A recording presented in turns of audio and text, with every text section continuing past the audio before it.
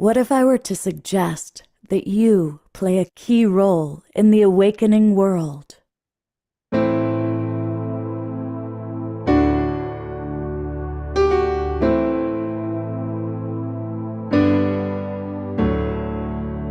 that you are watching this because you have heard the call.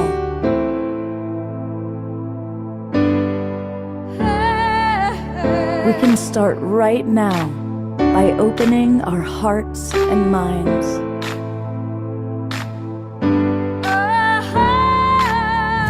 Welcome to the awakening world.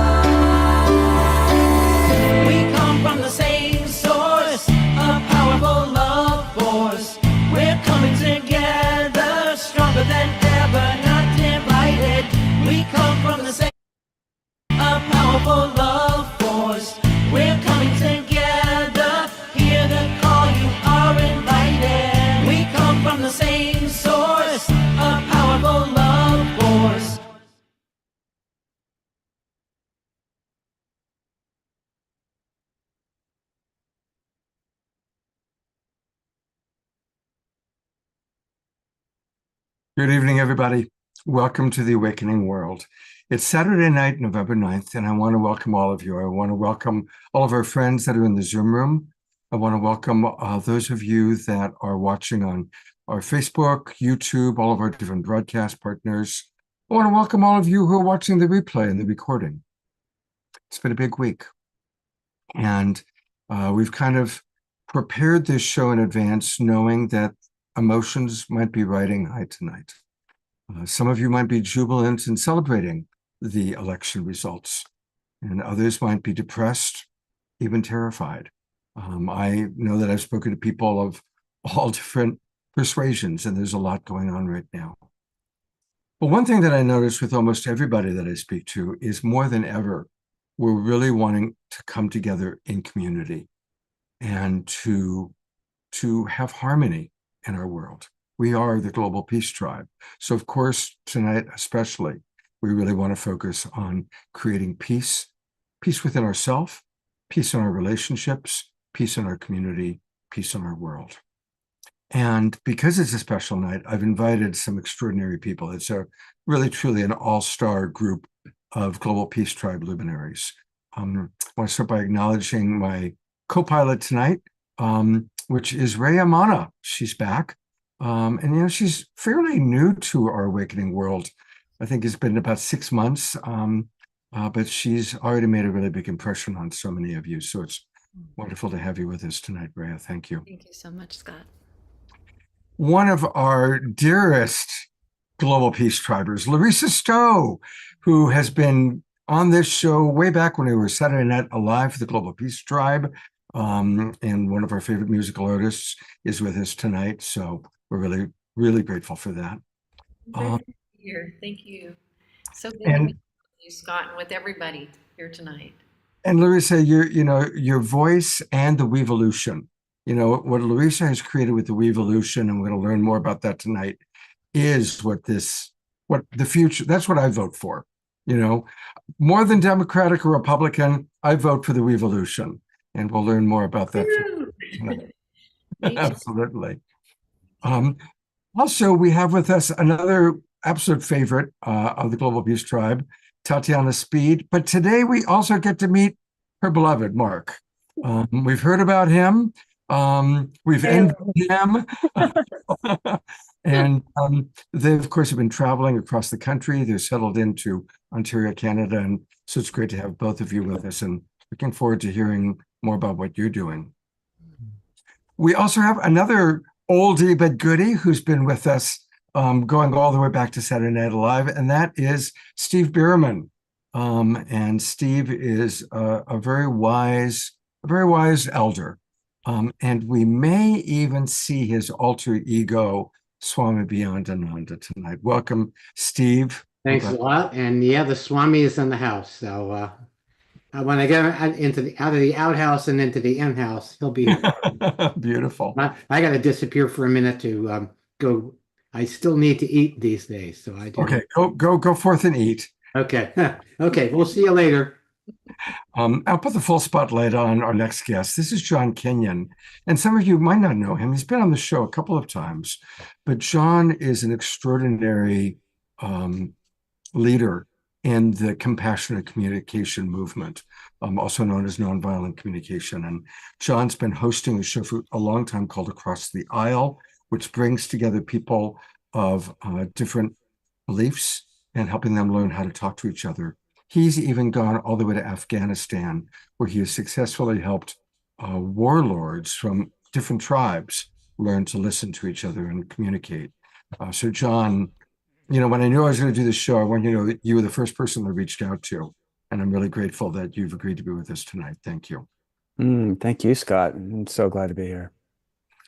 And somewhere I know that she got booted off. So there she is. Another extraordinary compassionate communicator, my very dear friend, Katrina Valancourt. She, of course, created the Love Smart cards that many of you use and wrote the recent book called Recovery. And so both John and Katrina are going to really create a beautiful forum for us, for you to be able to express yourselves and also learn how to talk with people who have different beliefs, how to be heard and how to listen. So I'm really grateful. We have another remarkable fellow with us, Ashok. You have seen him on the show a couple times, and he's going to offer his perspective and also provide us with a kirtan tonight. And then finally, as we love to start all of our shows, we are going to start with our beloved house musical artist, Mr. Omashar. Welcome, Omashar. Well, namaste and welcome everybody, and welcome to my room. Normally I have a backdrop on, but tonight I thought let's just be transparent, even though I'm going to change that in a minute. It's really important, this community discussion and the energy we put out into the world. And I know that both Larissa and Ashoka, all three of us, we've brought forth mantras tonight. And my mantra is Om Tare Tutare Ture Soha. And in the Buddhist tradition, they say Soha. And in the Hindu tradition, they say Svaha. And it's basically homage to the goddess of purity, Tara, swift heroine, whose mantra, Tutare, dispels all fear, and Ture, which fulfills all needs. And I know the three of us have felt the push to bring this into our consciousness tonight. So I'm going to put it into the chat, and we all know various versions. This has been covered 1,000,000 times, so I'm the 1,000,001 person to do this. And so without further ado, let's go into the void.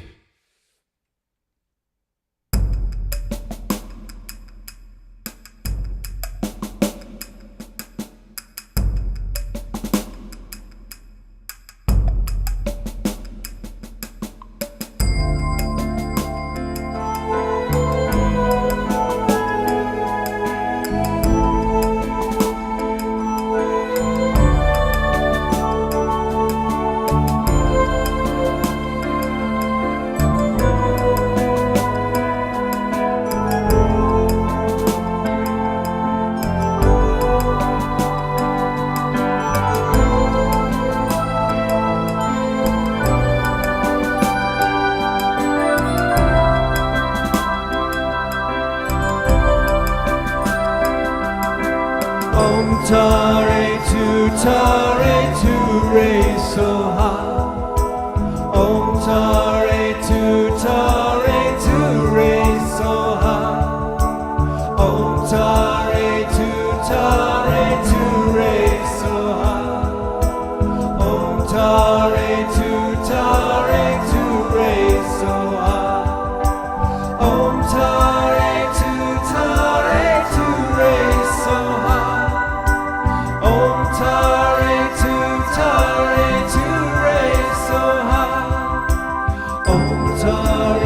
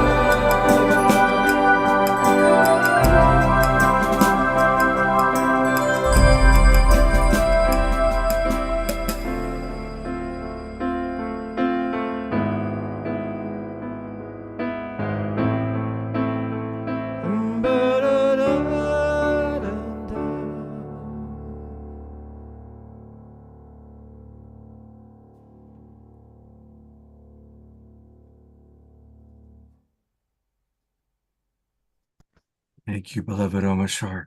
I'm going to go to gallery view and let's give him some beautiful twinkles and some love. It's always so good to start our show with you. Thank you. My pleasure. Mhm. You know, we've started praying on a regular basis every week now. And I'm really grateful that Ray Amana is here tonight. And instead of doing the prayer in the middle of the night, in the middle of the show, we might do one then too. But we're going to kind of carry on with a prayer. And thank you, Ray Amana, for being with us and leading a prayer. Thank you so much, Scott. Thank you for this beautiful space that you're holding and creating and inviting everyone into. And what a beautiful time to come together to remember our unity, to remember this common thread of truth. You know, in this prayer, I really just want to speak to inviting in that thread that weaves us all together and the remembrance of the truth of who we are. Because truly we are beyond any dichotomy. We are beyond any definition that we are placed into in the physical realm. And this is an opportunity to come together again and come back to that space of truth, that space beyond polarity, that space beyond discord or disagreement, that place where we reside in the oneness. So I invite us to close our eyes and to connect with our heart and find that central column that resides within us, that central column from the crown of our head to our root. And then feeling that column further extend down from our root, down to the heart of the earth, down to the star crystalline heart of our Mother Earth. And then feeling that light and energy coming back up from the heart of the earth, back through our own root, through our central column, through our crown to the heart of the heavens. And feeling the light of the heavens then just raining down upon us. And feeling this column of light moving through the midline of the body, but also then seeing each of us sitting in sacred circle with one another. And feeling this column of light extending down from the heart of the heavens through our sacred circle down to the heart of our Mother Earth.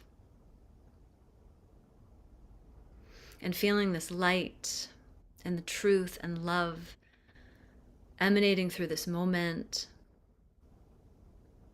aligning our cells, aligning our nervous system, bringing us into the space and the remembrance that all is well. That this is truly a world that is a divine emanation of Source. And for those of us here today, we have most likely been contributing our energy and our intentions and our love and our dedication for the highest and best of all beings. And in particular, I'd like to presence the future generations. And feeling the love and the care that we have for the future of our world. And recognizing that that love and that care exists in a vibrational field that then informs the rest of the substance, that informs the rest of the physical material plane. And so as we reside with all of our hearts, here together in sacred circle, holding space for our future generations, we can recognize that even if we are seeing the world through perceptually different lenses, that our hearts are united. We all are joined in seeing the most beautiful future for our children and our children's children, with their bright smiling faces, with clean water, clean air, healthy intact forests, healthy soil, peace in our communities, peace in our world. And to join together today with that same unified vision, that the truth is the truth, and no shift in the physical material reality can change that or alter that. And all of us today are holding that space of love and connection. And may we trust that this is the time where truth is prevailing, and this is not a time to slumber. It's a time to remember our action, our creative force, that we are children of the divine, created in the image and likeness of our Mother, Father, God. And so inviting all of our intentions and all of our feelings into this space to be taken into this calm of the light of the Most High and transmuted into the most beautiful vision that we can conjure within ourselves. And recognize that however it plays out in the physical material plane, it doesn't change our original intention, which is unity, peace, harmony, and a beautiful future. So we invoke the directions, the archangels, our Mother Earth, our Father Sky, and all benevolent beings, seen and unseen, known and unknown, our guides, our angels. We cast a circle of protection around us, allowing into this sacred space only that which is for our highest and best.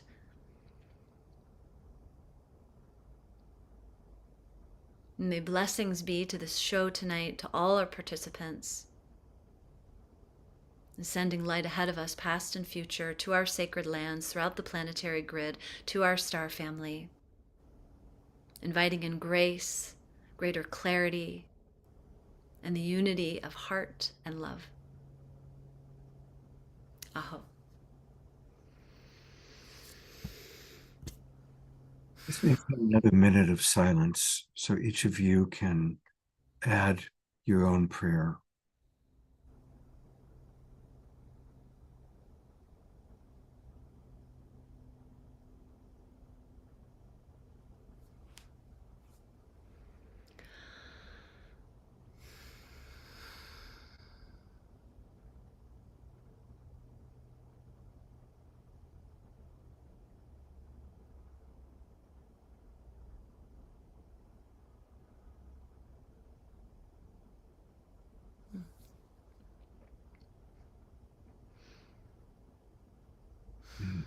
Thank you so much, Raya.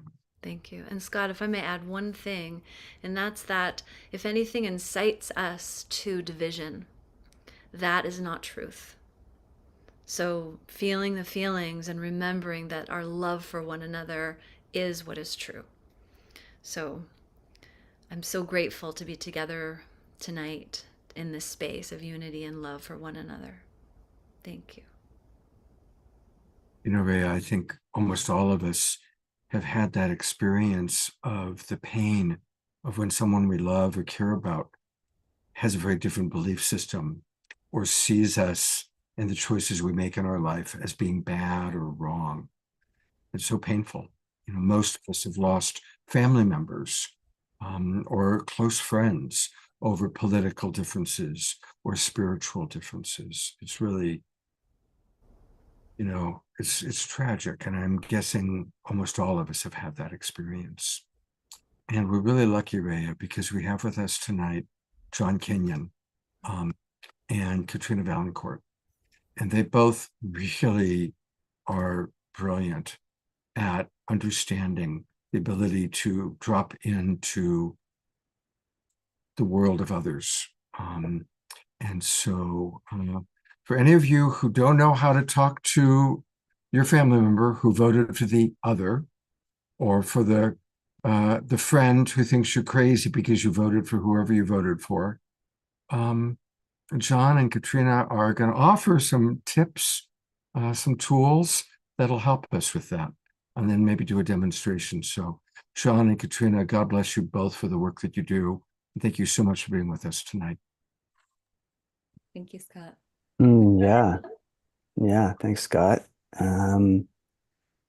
Yeah, so about well, in the fall leading up to the 2020 election, actually, some of you out in the audience may know Paul Sterling, kind of part of this community in different ways. He approached me during that time, super turbulent, polarized time, and said, "Hey, do you want to do something to try to create a space where people can talk about these huge polarizing political differences?" And I said, "Yeah, okay."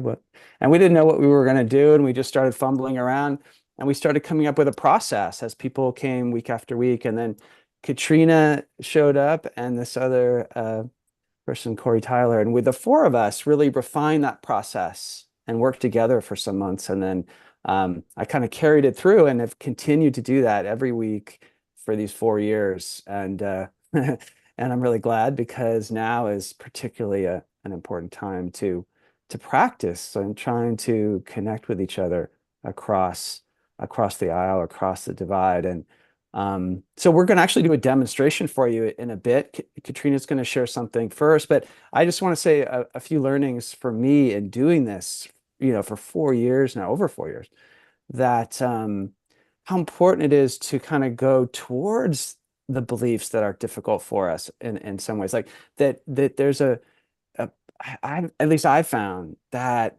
learning how to hold our differences, not just trying to jump straight to unity, but to kind of, how do we hold the ways we see the world so differently, right? It's just mind-boggling how differently we can see the world, and to sort of go towards that in a way that we can just not try to convince each other, but really hear each other. And then from there, go through that into where we share commonality. And so where the diversity is held in a much larger unity and commonality. And I've just experienced amazing things happening when people go through this process we came up with, of being able to maybe not agree, but just really get connected in really powerful ways, and feel the love and care that we humans have for each other. So I'm looking forward to giving you a little taste of that in a bit. But first, Katrina, it's been wonderful working with you, Katrina, in these different ways. And you've had some very powerful experiences in this political realm. And yeah, whatever you want to say. Oh, very much so. Thank you. I love what you said about really living in different worlds, because from everything I've seen as well in these last 4.5 years, it's like parallel realities. I think a lot of us have seen the picture where from one direction, it looks like somebody's looking at a circle, but from another direction, it appears to be a square. And both people are looking at the same thing, but from different angles, they're having a different reality. I was born and raised progressive Democrat, Madison, Wisconsin, to Santa Cruz, California, to the San Francisco Bay Area. So I have been surrounded by Democrat progressive politics my whole life. I was encouraged to be very politically active and was a die-hard Bernie supporter from 2015 until his endorsement of Biden in 2020, which was heartbreaking to me. And about a month after that endorsement, I had this very interesting experience of falling down the QAnon rabbit hole. And that, of course, stirred up a lot of challenge in my social circles. I was in this experience for 6 months. So I flipped from being a Bernie Sanders supporter to a Trump supporter overnight, literally.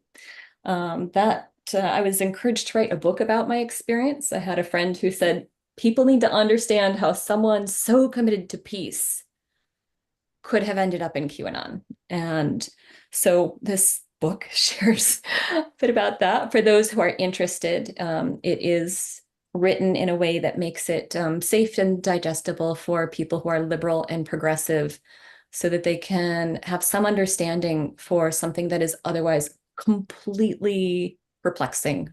I wouldn't have understood it, and I would continue to judge it, to be honest, if I hadn't gone through it myself.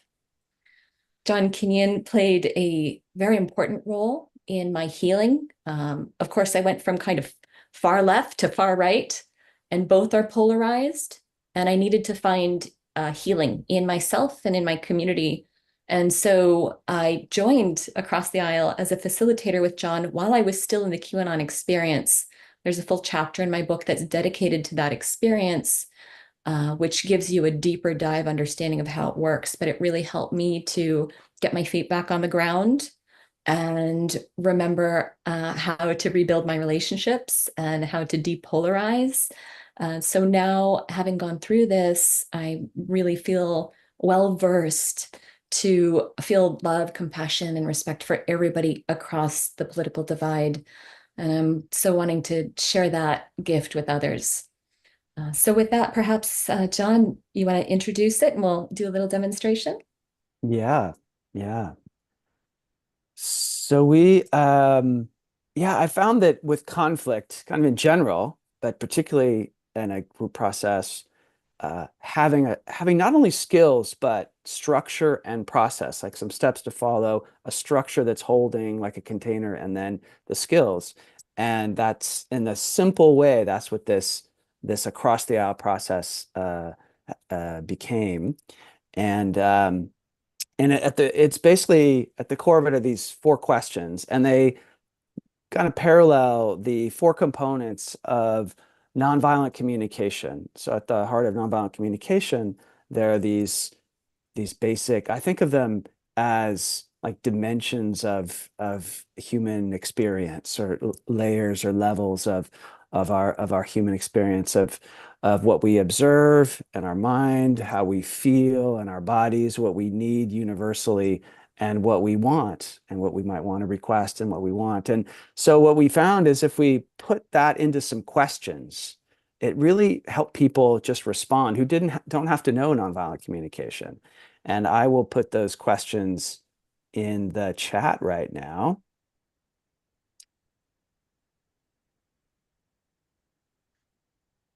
So there they are. What is the issue or topic you want to speak about? So inviting people to get, of all the things they might want to, what aspect of a topic or what topic, to kind of pick one and zero in on it, and sort of choose that. And then what meaning do you give to what belief? So that's what, like, this invitation to share with each other those political differences and beliefs, but to state it as one's own meanings and understandings of things and one's own beliefs. And then what sensations and emotions in your body. So then dropping into what's happening in your body, what you're feeling, what sensations, emotions, and people answering that question, and then answering the question of what they want universally and personally. So getting to those qualities that we all share as human beings that connect us. And so the process works that one person comes at a time, guide them through those questions, answering one question at a time, and kind of taking them through those levels, those layers. And then to have another person come that has an opposing view and first reflect back what they heard, kind of using those questions as a way to try to track back what they heard the person say. And this idea of hearing but not having to agree. And there's different ways, like people sometimes say, yeah, like we can agree to disagree and things, but to me it goes even deeper than that. It's a profound kind of shift from trying to get the other person to change their mind in some way, or get them to see some truth that we hold, that we think that we're seeing. And instead it's just like to be heard, speaking in a way, it's just wanting to be heard and listening, the invitation to just listen, to hear without any attempt to try to change or be changed, just listen. And often in that, there is change that can occur. So those are the questions, and that's the process. And then it's the person who reflected back's turn to go through the questions. So we're going to do a little demo of that, and need somebody. Katrina's going to be part of this, but we thought we'd start with somebody from the audience that feels maybe particularly, or strong feelings about the maybe Kamala Harris not winning, and the feel strongly kind of on that side of things, and maybe having whatever kind of strong kind of emotional. I think of them as like waves of that's been my experience. So if one person would like and be willing to go through these questions, and I'd guide you through the questions, and yeah. So can we see, maybe, I don't know how this works, Scott, if somebody So I'll do an hands. example. So yeah, if you raise your hand, like if you take a look at your computer screen, and there's a little place where you can raise your hand like I just did. So those of you who might be willing to come up and share, it's important you have your camera on. We're just looking for One one person. One. It's a strong One Harris. person Would strong. have really loved Harris to win. Really wanted, and maybe feeling, yeah, distraught or whatever you're feeling about that didn't happen. I see Jeff has his hand raised, I believe. Okay. Okay, Jeff. let's go with Jeff. Welcome, Hi. Jeff. Welcome, Jeff. Thank you. Yeah, so I'll put the questions back in the chat here so they're fresh. And so we know what the kind of larger the issue is. So maybe we'll just go right to, if you want to speak to what kind of thoughts are you having, and the meaning that the outcome of this election has for you, and if you want, just starting there, kind of what's going on in you at that level of how you're thinking about what's happening. And we probably want to keep it to Yeah. 1 minute. Just briefly, just kind of an essence of maybe one. Sure. Yeah. Sure.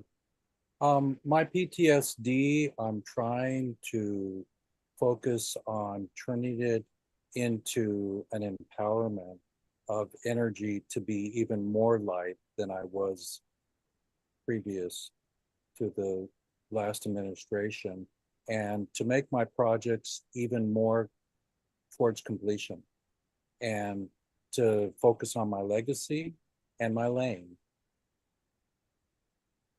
Okay. Sounds like, yeah, that's what you personally want to do at this point. Yeah. How you're kind of want to focus your energies. In terms of the outcome of the election, is there anything like that means to you, or My emotional state is disappointment. Okay. I'm sad. I'm not angry. I'm amazed. And I don't like to speak ill of anything because I'm a public figure as well online. And so I keep neutral. And so yet I am hurt. I am wounded. But I want to stay in my lane and stay hydrated, and tell my crowd and my people to stay hydrated, do self-care, and for us to stay together, all of us, in this time of not knowing what's next and not listening to the dark side. Okay. Yeah. I'm hearing how much, these intentions that you want, how you want to keep your attention focused, and some of the feelings that you are feeling, have been feeling. Yeah. Okay. So, maybe just to recap then, and it sometimes helps to just feel into your body a little bit, and what kind of sensations in your body right now as you talk about the sadness and the hurt, and what do you notice just in a deeper way in your body?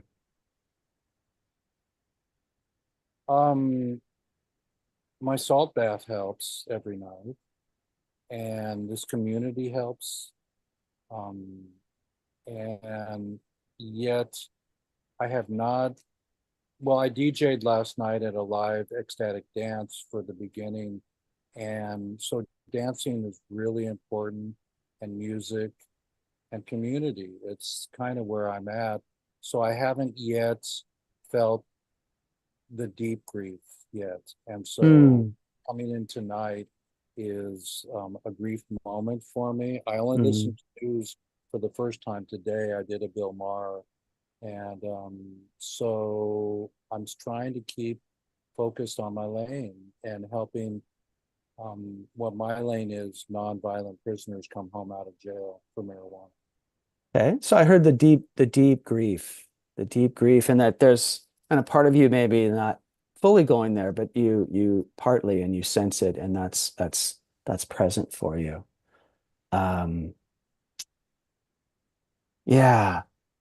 Is there, and this actually, this what you're you said not wanting to be kind of negative and stay in your lane, but is there one thought about that to practice hearing each other and how we see things differently? Is there one thing that it means to you, that it's your view, kind of your perspective, that somebody that can be heard as maybe different and try to hold that difference? Well, I have an opinion. Yeah, just one. I think George Lucas messed us up with Darth Vader for 40 Hmm. years, and we didn't get Yoda enough. And Darth Vader allowed the children to accept the darkness, and he says, "Come to the side." And so I turned that off because Star Trek was about trekking and exploring, and Star Wars was about war. And that's my opinion. Hmm. Pop Okay. culture has not helped us from Hollywood. Okay. That's my anecdote, is to be a filmmaker and to make more beautiful films. My next film will be about the families of prisoners in jail for 30 years for nonviolence. Hmm. Okay. So that's where I want to be, is to have pop culture get with it. Okay. So that's some of your thoughts about the culture, kind of cultural influences on the divisions that are kind of stoking those divisions. Okay. And Because yeah. there's a brain Ross aspect to it. There is I'm grew up a Jew, and So actually, I'm concerned about time. So I want to just go. stay with the essence of what you're saying. And since you've said a number of different things you want, could you end the last thing, maybe just this last question about what you want that is kind of, if you go to the deepest place in you. You said stay in your lane and different things like that, but in terms of what you most want, what would that be? You most want, most deeply want, universally want? Community. Community. Okay. All right.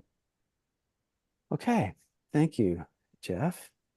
And so Katrina, for the sake of time, Katrina's going to play the other person that could come forward that might have a different side of the issue. And Katrina, are you first willing to say back some of just the essence of what you got from Jeff? So again, hearing without needing to agree with anything.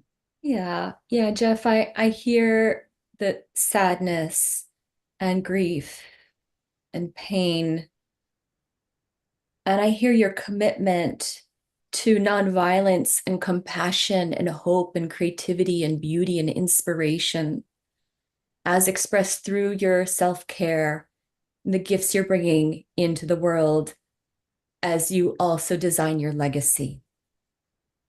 So I hear that depth of heart, both in pain and also how can the lotus blossom from this darkness.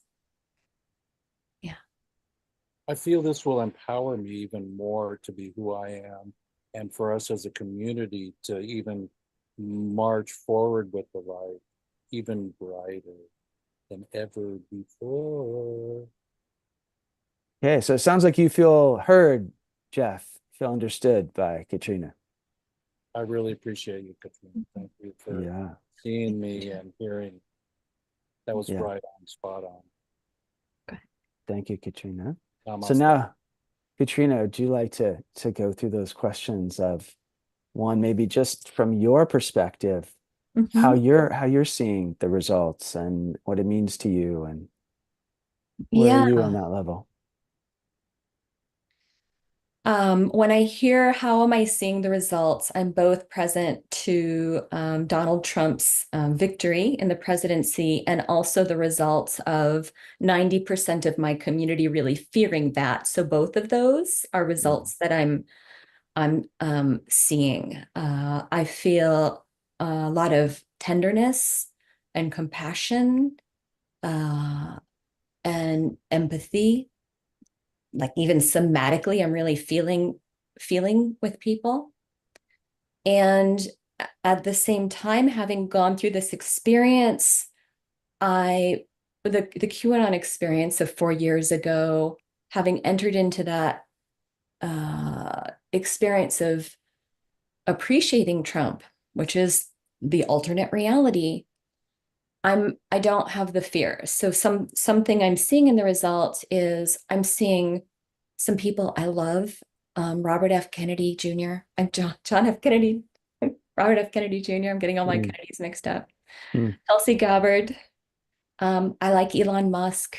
I like what I've seen of Vivek Ramaswamy, and I appreciated JD Vance in the vice presidential debate. And even Trump. I know it's really hard for people in my community, this 90%. It's like unfathomable. How could I appreciate things about him? So I'm not going to try right here, certainly, but just say that it's there. And I'm feeling cautiously optimistic and hopeful when I think of the differences that Kennedy and Gabbard and this team can do as it relates to public health, as it relates to our agriculture, as it relates to reining in big pharma, and pulling some of the greed and the revolving door relationships out of our regulatory agencies. I feel hopeful around Elon Musk, looking at how our tax dollars are being used to serve the American people and really cleaning up our finances in a way that our money can be used efficiently. I feel hopeful around the elimination of censorship around factual information as it relates to COVID and the pandemic. Legally, okay, kind of, I understand there's some place for censorship, and I've been concerned at where that line has been drawn in these last few years. So I'm feeling a level of hopefulness, and it's difficult for me to say that openly when there's so many people in my world who don't see that whatsoever, don't believe it, think I might be looking at disinformation or whatever sense making they have around the disconnect between the way I see things and the way they're seeing things. And maybe when you see the differences with many of your friends and people again, how some of the feelings in you about that. I hear the hopefulness and the sense of possibility. But when you see those differences, maybe again, just say how that is for you, and speaking even now about this. It's uncomfortable, even saying this here. I recognize that there could be people angry at me for not agreeing because there's so much fear. And it's much easier to voice their anger at me than it is to voice their anger at politicians they have no access to. I've certainly experienced a lot of that before. So that's there. I certainly feel a lot of compassion because the worldview that they're looking through is one that I used to have, and I used to be melted in tears and fear and like dysfunctionally so. And so I can't whatsoever lack compassion or make that wrong because I have been there. And I feel a lot of relief that that's no longer my reality, having gone from far left to far right and then depolarized between the two. Kennedy would have been my preference.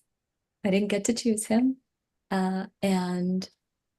So can we, maybe because you said a number of different things that you were hopeful about, and just to complete, is it just naming a few things you most, in a few words, what you're most hoping for, longing for, wanting, what you're feeling hopeful about, but maybe just in summary, just some of the I'm key. feeling hopeful for public health, for truth and transparency, for regenerative agriculture, for holistic healing. So how about we take, because I want to ask Jeff to reflect back a little bit. So I don't want too much for him to try to hold. Does it feel like enough to say? There's a lot. It sounds like there's a lot of things that you are imagining, some needs that could get met in these ways. But does that feel complete enough for you to share that much? Yeah. Okay. So Jeff, are you up for saying back just a little? And we're running out of time, I think, from Scott. But so just a few words you're willing to say back to Katrina, just what you're hearing. Some of what, like maybe even just some of how she's seeing it and what she feels and what she wants. Just really the essence. Thank you. And Katrina, bless you for your vulnerability and your sharing. And I try not to speak about what I don't know. I don't know a lot about the rights, so I cannot really be angry or. Well, are you willing to say just what you heard, just what you heard Katrina say? What I heard Katrina say was that she was hopeful. Hopeful, yeah. And maybe just a couple things she's hopeful about.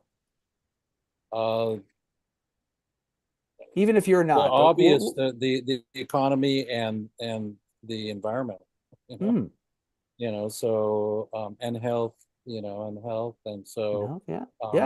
From your mouth to God's ears, I hope that we get that. So let's check back in with Katrina. So there's a lot you said, and Jeff got just some pieces of it. But do you feel, in terms of feeling heard? I think he got the essence of it. Essence of it. Yeah. Yeah. So thank you, Jeff. Thank you, Katrina. And just in closing, kind of with everybody, just that. I hope you're getting at least a sense of the practice of trying to hold these differences and maybe noticing what it's like for you all as you're listening to hear things maybe you agree with or disagree with, and can you kind of just hear and understand and then go down into how we all feel and what our needs and desires are, where we share that, and just kind of that dropping down together. So that to me is a way we can have any difficulty of conversation or disagreement if we can kind of follow a process like this that helps us go to this place. So anyways, thank you, Jeff and Katrina, and thank you, Scott, for giving us all this time. And back to you. Well, thank you both. And I'm actually going to comment a little bit on some of what was going on in the chat box. But before I do that, I want to let people know a little bit more about how they can get more of John and Katrina. Katrina created these amazing Love Smart cards. I'm sure some of you in the audience have used them. And if you have, please pop into the chat box how they've helped you. They're wonderful. It's a great way to learn nonviolent communication. I like to call it compassionate communication. And you can learn more about them by going to lovesmartcards.com, lovesmartcards.com. And then if you're interested in working with John, go to his website, and it's his name, johnkenyon.com, johnkenyon.com. And then finally, Katrina's book is available, and it's an amazing book. We did an entire show on her book, and so I'll put into the chat box the link to that show. We kind of did our the book launch with her, but here it is. And if you go to, it's called Recovery with a Q instead of a C. So if you go to recovery.com, that's where you can learn about it. And I don't know if you noticed, Katrina, but Christy Michaels wrote in the chat box that she could not put the book down. She highly recommended it. Had a wonderful conversation about it. Yeah. Thank you. So while you both are still with us, I want to acknowledge Jeff was very diplomatic. And I felt like Jeff already was a couple steps ahead. I don't want to, but I want to acknowledge one of our regulars, Carol Craig, is having that kind of intense reaction that maybe you were even looking for. And she's on every show, and she's having such a strong reaction. It's so hard for her right now that she's thinking of leaving the show, calming down her nervous system, and maybe watching the replay. Now, I'm not going to get into the politics of but I want to acknowledge the courage of Carol to bring that up, because I think we all know people that are having that level. And even Jeff, after he kind of calmed down, mentioned that he was trying to manage his PTSD. Mm-hmm. So I just want to acknowledge there are people that are feeling like, I need to leave the country. Mm-hmm. This is going to become a dictatorship. There are people who believe, I'm not saying this is true or not true, I'm just acknowledging the people that have the belief that this is Hitler and Nazi Germany all over again, and they're terrified. Mm-hmm. And it is a PTSD kind of reaction when that is a belief that a person might be having. And so when someone does come to you with that level of horror, that level of fear, do either of you have any tools of what you might say or what you might offer to anybody who's listening, including Carol, that's having an experience like that? I'm having that experience with a lot of people that I interact with, because again, that's most of my community, and that's also where I was at prior to all of this. I generally don't share anything about how I'm feeling, because it's a painful contrast to people who are in fear. And instead I just listen. And sometimes I cry with them because I know what it's like to feel that fear. I can't guarantee the future. I have a different way I'm holding it. But for those who feel certain that that's the dark future that we're stepping into, I know that pain, and I want to be honoring and tender.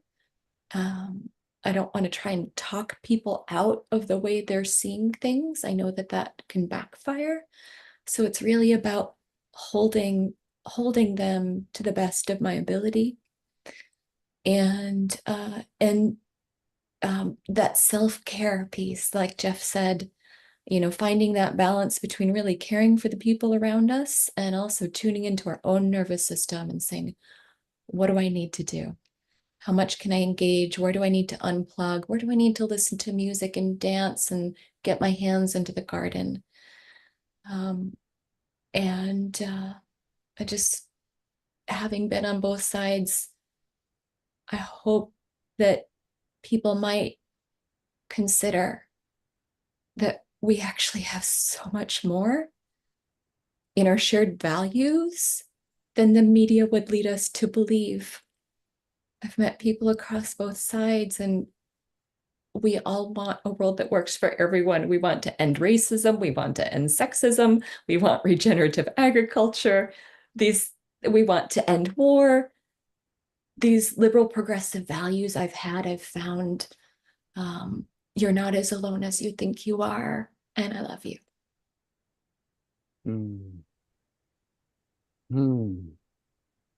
Yeah, I just so appreciate, Katrina, how you can sort of speak to the different sides of from your experience. And I hear, yeah, I think to answer, Scott, the question you asked of us to be with people that can hold this kind of listening, that Katrina, in a way you're demonstrating, that we can again hold our people that can hold the differences or listen to what we think, but also help us really go into those feelings, those deep feelings and those deep needs that we all share. And I hear that just as you speak, Katrina, in the emotion that kind of came up in you, and your empathy and your compassion. That's just, I think, just being with each other and having people we can resonate with on that level and feel held and feel that that I think that ability that we can, what's called co-regulating with each other, we can sense each other and feel each other. So I'd say that's the most important thing, really, trying to be with people where you can do that will kind of hear your thoughts and acknowledge, but then just kind of keep dropping down into our bodies and into what we care about and keep focused on that. And I think you modeled that really beautifully, Katrina. Thank you, Katrina. Thank you, John. And we're actually going to have a segment at the end of the show where there'll be more opportunity for people to communicate and express what's going on for them. But I'm going to bring my co-host, Ray Amana, on as she has something to share, and then we'll go to Larissa Stowe. Thank you, Scott. And thank you so much, Katrina and John. Just so compassionate and caring. And, you know, I just wanted to presence the middle pillar, the central column. In Kabbalah, there's the central pillar, the pillar in the tree of life. There's then the pillar of mercy and the pillar of severity. And often the karmic cycle is swinging from one side to the other. And, you know, just presencing into this space, this recognition of the values and the goals that we're all holding are the same. You know, the liberals or the Democrats believe that their candidate was the one that was going to get us to the world that we wanted. And the Republicans believe that their candidate was going to get us to the world that we wanted. But the common thread is that it's the same world that we want. And, you know, to get out of that place of despair where we think we can't have it, where we think it won't happen. You know, we're at this time of prophecy, this threshold of the entrance into the golden age, where it's the end of the time of the guru or the savior. And, you know, I would caution against any of us believing that any political outcome is going to be that balm that soothes everything, because this isn't the time for anybody to save us. This is the time for us to look around, like the Hopi prophecy, the 11th hour. You know, look around, see who's with you. Know your garden, know where your water is. There's a river, it's flowing fast, and there may be those who get swept away. You know, let go of the shore, go with the flow, and look around and celebrate. You know, this is the time for us to put our hands in the dirt, to put our hands into our communities. And, you know, in the Roman Empire, they said, give them bread and circuses. This is the idea that it's distractions to keep us from the real issues, to provide comfort, to provide some idea that there's something else that's going to save us, but we are the ones we've been waiting for. So may we put down our differences and realize ultimately what's happening is we both want the same thing. We have a belief system that there's a way to get there. We've attached ourselves to a solution, but may we raise our consciousness to recognize that we are all going in the same direction, and don't get distracted by the way the details flow out. You know, in the spiritual worlds, it's said that the physical material plane is an outcropping of the higher world. So when we come together in prayer and meditation and song and love, we are coming into that space of a higher plane reality, which then manifests onto the physical plane. So, you know, just to give some comfort is that really what we're both saying is I want the same thing. And some of us are believing we can't have it. Well, that's not true, because we're about to step into the golden age. Many Vedic scholars say that this is the Kali Yuga is going to end with the solar eclipse in March of next year. Like, we're at the end of the darkness. So may we keep our hope, know that we can have what we want, and stay together, because it's only when we're together that we're going to get there. So thank you for giving me that moment, Scott. Thank you, Ray Amana, for reminding us of perspective of that middle place. And that middle place is in our heart. Mm-hmm. Perfect co-host for tonight. Thank you. Well, I am so grateful that Larissa Stowe agreed to be with us tonight. Larissa, I think, has been on the show as much as anybody over the 5 years we've been doing it. And we've done entire shows dedicated to the Weevolution. And like I said at the beginning, that's the party I believe in. I would love to see the party of the Weevolution be the party that comes into power, because it is really very much what Ray Amana was just saying. So welcome, Larissa Stowe. Thank you so much for being with us. You are, you know, most of us first met her as this incredible rock star musical artist, but she is a profound community builder. And she's building community on a lot of levels, including her amazing property in Cornville, outside Sedona. So, Larissa, I love you. Take it away. Thank you. Thank you, Scott. I adore you. And I'm so grateful for what the space that you provide for all of us to come together and have these conversations that are so important. And I've just been looking at the comments and really feeling like from Carol and I think I saw Kathy, and like the fear, that's in our community right now. And so grateful for this conversation, that we can have this conversation right now. Katrina, John, that was brilliant, like absolutely brilliant. I like took a screenshot of the 4 questions and really appreciate your vulnerability, Raya, I love what you shared and am grateful for your wisdom and how you brought up how in Rome, how they said bring on the circuses, to distract the people. And it's so important for us people to be communicating like this and not looking as much on the outside, but coming together and really feeling into our insides with one another. What truly matters, dropping in. So I so appreciate the questions that Katrina and John, you provided today. I think we need to do a whole show on that, Scott. Like, honestly, like when I heard that, I feel like people really need to be given, a lot of people need to be given a chance. And to model this, I think we really need this modeling in the world. I'm so grateful for the 6 global agreements that I, along with others in my community, we created that. A lot of that is even Scott, your wisdom, bringing that forth. I was inspired, putting these together so that my community, the Shakti Love Warriors, would have a framework in a way that we could really honor each other and communicate. Because as we all know, things can go sideways really quickly in communities. And it's been really powerful. We're working with that here at Shiloh, the land that you talk about outside of Cornville. And just last night at our dinner, we went around and we spoke the 6 global agreements with each other and how they relate to what we're doing here at Shiloh. And it's so important in this time that we really sit and work those compassionate muscles with one another, that we hear each other, that we listen, and that we share from a deep place of what we need and respect each other in that sharing. So I am so grateful, beyond grateful for this community, and that this community is continuing to be here and to support one another in such a profound way.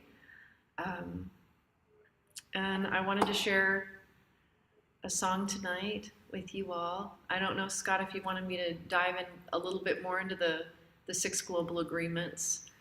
Yeah, I think I'm going to look for that. I know I have that document in my computer, so I'll pull it up and put it in the chat box. But please do share with people about the 6 global agreements. And if you've got it handy to pull up for people to look at, great. Otherwise, I'm going to look for it right now. I mean, I can pull it up. I guess I could make a copy. You can screen share. Make a copy of it and throw it. Yeah, why don't you screen share it, and then I'll go ahead and find it and put it in the chat box as well. But if you screen share it, then people watching on Facebook and YouTube can watch it as you kind of go through it. Okay, hold on a second, and it's right here. Beautiful. So the 6 agreements, without getting into them so specifically, because we don't have the time to do that, so I'm not going to take us there, but just to briefly touch upon them. The first agreement, plugging into Source Daily, which a part of that is forgiveness work and prayer and meditation. How important that is for us to connect to Source. Remember that we are beings of love, as Raya was sharing. And when we connect to that and we give time to that on a daily basis, it really helps us be able to sit in the seat of compassion with each other. Number 2, cultivating courageous vulnerability. And that's what I heard when Katrina was speaking today, like just incredible vulnerability to share how she feels while caring so much about others. Number 3, leading with compassionate curiosity. If we could all really just sit in more curiosity rather than judging each other so quickly, how fast our world would shift and change if we were more curious about why we believe the way that we do and what is informing those beliefs. 4, practicing radical self-acceptance. The more that we can accept ourselves and even those disowned aspects of ourselves, especially, I should say, those disowned aspects of ourselves, it helps us to be able to accept each other in a much more full way in this life. And it's easier to have compassion for others when we sit in that seat of radical self-acceptance. Number 5, respecting each other. Understanding that we don't have to always agree, but if we can remember to not use words in communication that dehumanize and objectify one another. Even people that we think, some people, think are evil, if we can really step back and see their humanity and not dehumanize or objectify them, that's really powerful and will help others respect us more. And my favorite is playing together, is remembering that when we play together, we are able to see each other in deeper and lighter ways in this life. And play, I believe, is one of the highest forms of prayer.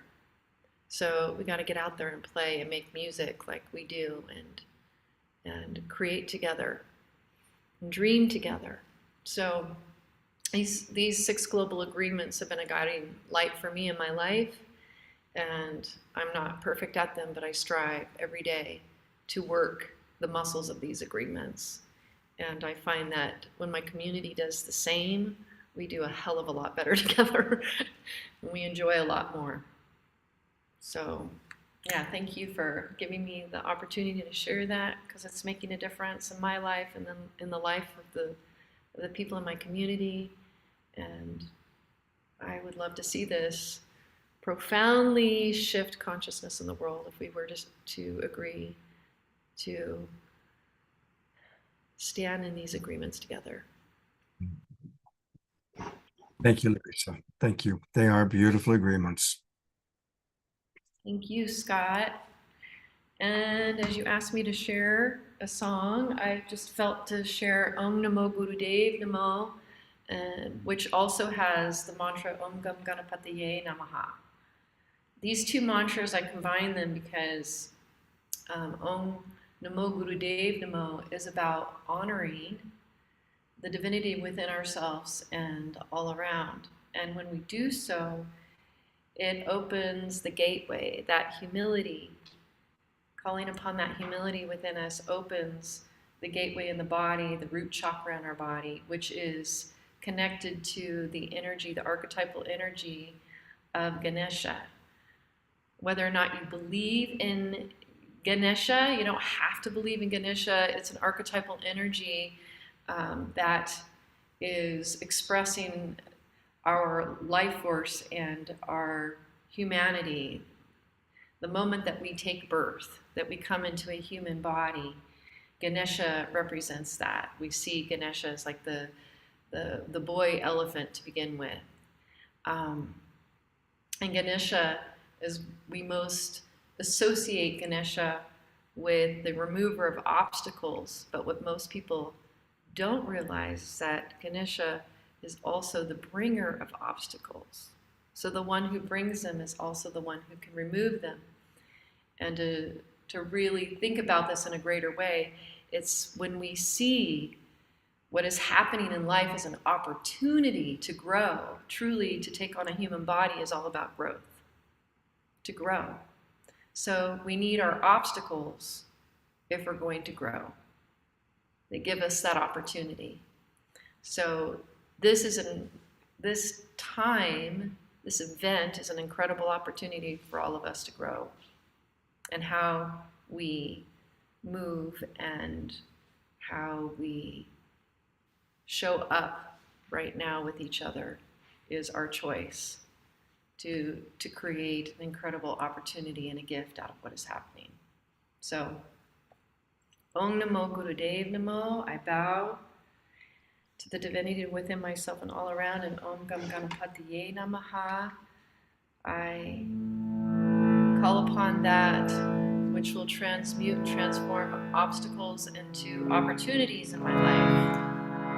And I invite you to sing with me.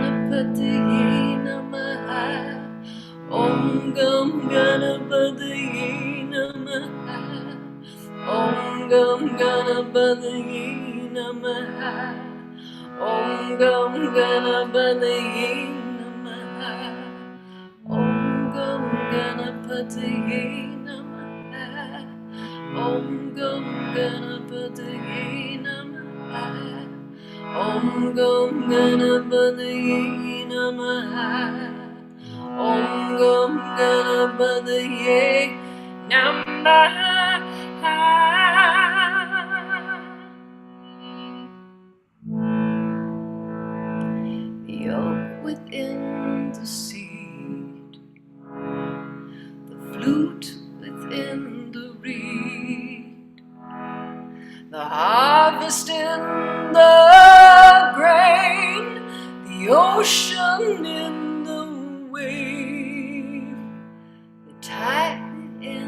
the small,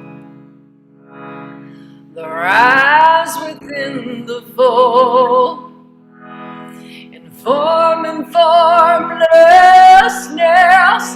You're the light of consciousness.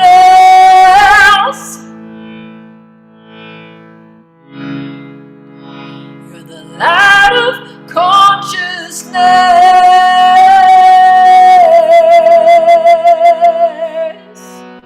The light of consciousness.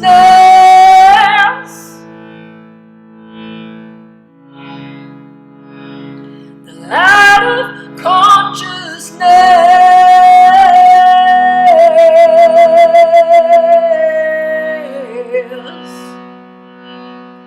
Oh, Namo Guru Dev. Namo. Oh, Namo Guru Dev. Namo Guru Dev. Namo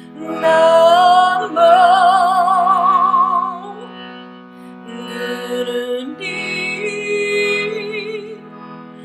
Namo.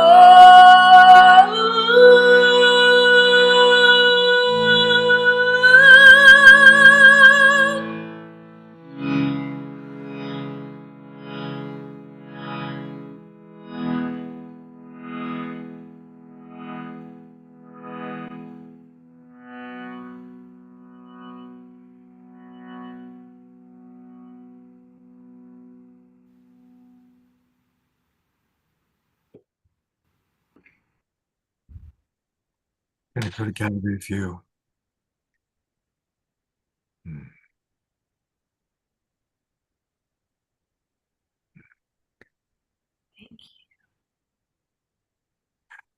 I love you all. I really appreciate you all. I appreciate all of you showing up with such open hearts to really hear and be present for one another right now.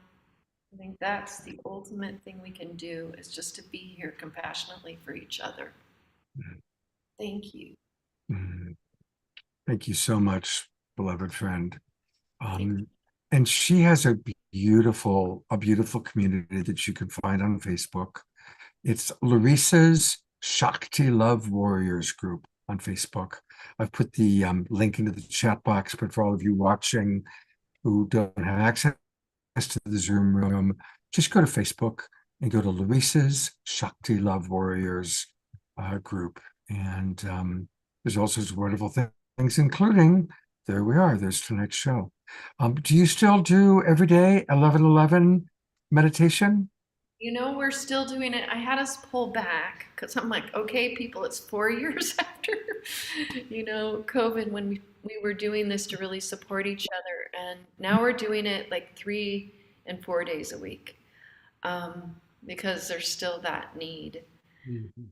Maybe not as much as there was, but now with what's unfolding, I think, we're being drawn again together to sit in that heart-centered awareness with one another.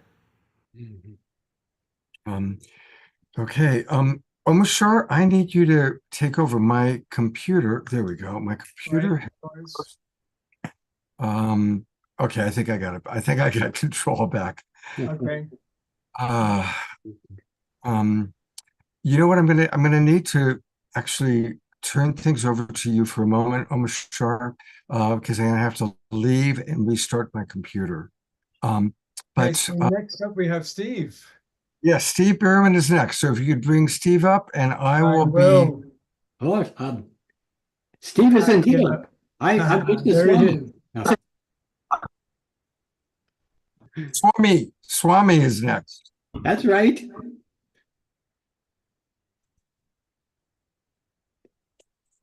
There we go. Oh, am I ready?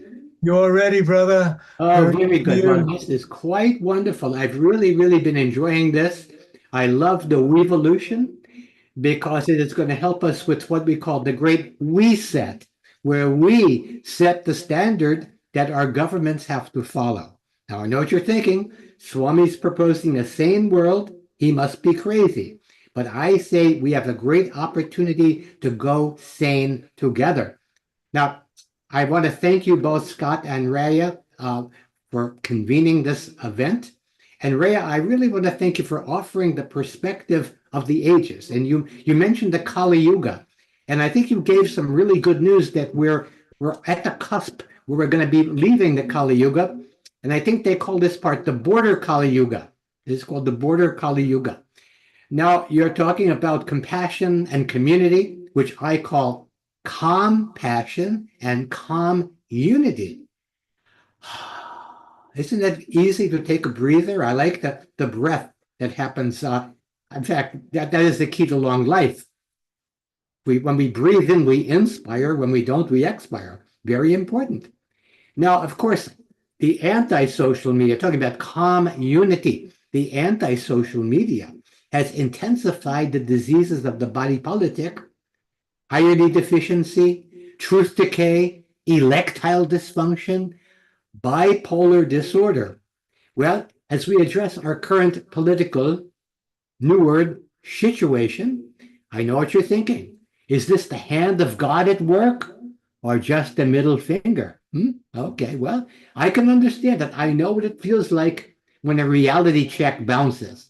Now, people are talking about the end times. I'm serious. You know, the end times. I met somebody a few years ago who was actually depressed and disappointed because the rapture didn't happen. I said, so the rapture didn't happen. It's not the end of the world, right? Now, if you actually go to the book of Revelations to see what it says, I swear that this is true, but you won't believe it.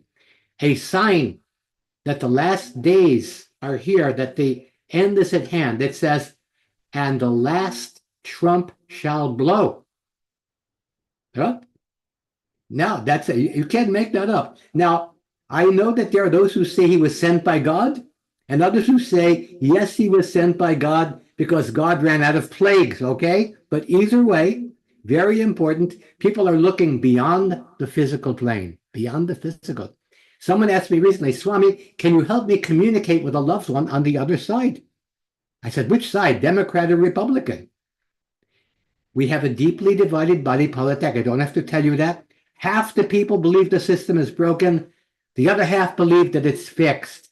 And so we cannot, at this point, be on that battlefield. We have to get onto a new playing field. Because let's face it, the game that we all want to play together, the world game, as opposed to the end of the world game, the world game cannot be played on that field. We need a tug of peace where we all pull together to create what we want instead of the tug of war that we have, right? Okay, so people on all sides, now I have to say that in this electoral season, I have to say people on all sides became more active. Instead of merely rearranging the deck chairs on the Titanic, they began throwing them at each other. So before we can have peace in the Middle East, we must have peace in the Middle West. In the Middle West, we have to bring left and right, front and center to face the music and dance together, to turn the funk into function and leave the junk into junction. We need to bring left and right, front and center, red tribe and blue tribe together to sit in sacred circle. As our friends suggested earlier, to talk with one another, sit in sacred circle and talk until they're purple in the face. Because only as one purple people will the peeps outnumber the perps. Well, talk about climate change. We need political climate change. Warmer hearts, cooler heads, right? So at this point, what do? How do we get off the wheel, the revolutionary wheel, the unmerry merry-go-round that could become a death spiral for our species? Well, fortunately, I have a recovery program for us to recover our sanity. It's a simple 4-step program, mathematically guaranteed to work 3 times faster than post-step, right? Okay, where we step off the old battlefield onto a new playing field, wake up, wise up, grow up, and show up. This is very important. Wake up to the illusion of separation, how we've been divided into two warring tribes who have been unable to hold the system accountable. We've been hoodwinked by a bunch of winking hoods, and the Commonwealth has been stolen by a very small percentage of the uncommonly wealthy. Now it's time to turn, for us to turn from divide and conquer to unite and thrive. And that brings us to the second step. Wise up. This is the upwising. Wise up to the power of loving coherence, where we see we're all one with the same one. The universe has us surrounded. Might as well surrender. Surrender to the power of love. And I have to tell you, this is the good news for everybody. Love is more powerful than fear. Otherwise, we'd be singing, all you need is fear, right? We're not doing that. Okay. Now, we have to grow up. That's the next step. From children of God to adults of good. We've been stuck in that awkward stage in between called addled essence. Our essence has been addled by toxic belief systems. And you know the short form for belief system is BS, right? So remember, love lives in the heart. Beliefs lie in your head. So if you're tired of all the lying going on in our heads, head for the hearts. The more we expand our hearts, the less we will need to shrink our heads. And then finally, the fourth step, show up. Show up on a new playing field where we gather all good intentions under one big intent, intentional mutual benefit. And we rise above the identity issues that separate us and focus on the identical issues that unite us. Clean air, clean water, clean food, and clean government. Think about that. Yes. Okay. Now, all of you folks, this is the time. I know that many people here over the many, many years have been cultivating inner peace. This is the time to let all of that inner peace out to shine and radiate into the world. We call that all-out peace. And to all of the warring tribes on this planet, including the two sides who are still locked in that battle, pax on all of your houses. Pax on all of your houses, yes.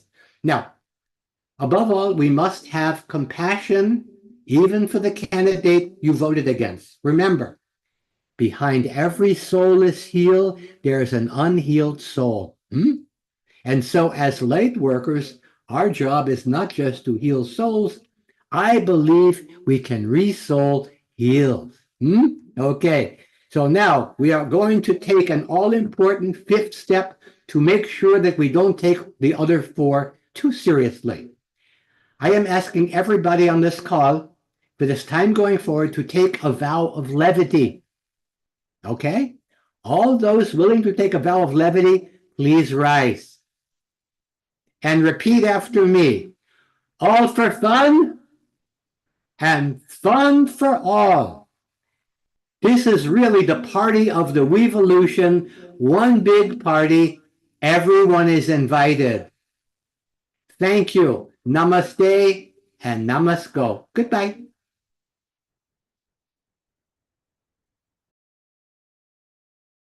Let's all give Swami some big, big love there. Thank you. And Swami, will your buddy Steve be joining us a little bit later on today? Swami's already muted. Right now, he is channeling me, and in a few minutes, I will channel him. Perfect. Thank you so much. Hey, people can also get much more of Swami, Steve, at his website, and it's a wonderful website. And of course, what is it called? WakeUpLaughing.com. WakeUpLaughing.com, and that's where you can learn all about Swami, all about Steve, and there's a lot of really wonderful things going on there. So check out political humor, political satire, New Age humor, and a whole lot more at WakeUpLaughing.com. My computer froze. It was like while we were on Luis's Facebook page, all of a sudden my mouse wasn't working, my computer froze, but I think we're okay. Hopefully we will not have that happen again. I do want to take a moment to invite people that are watching on Facebook or on YouTube. First of all, thank you. Thanks for being with us. A big thank you to John and Summer Raymer with the Sign Network that put us out to sometimes as many as 200 Facebook groups and pages. And thank you to all of our broadcast partners. Come and join us. Come and join the Global Peace Tribe. If you haven't already joined us, please do so. And it's very easy. Just go to globalpeacetribe.com. You can learn all about our upcoming shows, what we're doing. There's a show we're doing tonight. There's what we're doing on Monday, which I'll be talking about a little bit later tonight. And then just click register for the new season. And that'll take you to our registration page. There's a lot of different levels that you can come in at, including a very discounted rate for students and seniors. Come and join the Global Peace Tribe, get Zoom room links to all of our shows, because there's a lot of wonderful things happening here. We do shows every Wednesday and Saturday night. And then we do special shows like this Monday, we're doing a very big special event. So come and join us. And we appreciate that. And you get to see all the amazing kind of people like you're seeing tonight.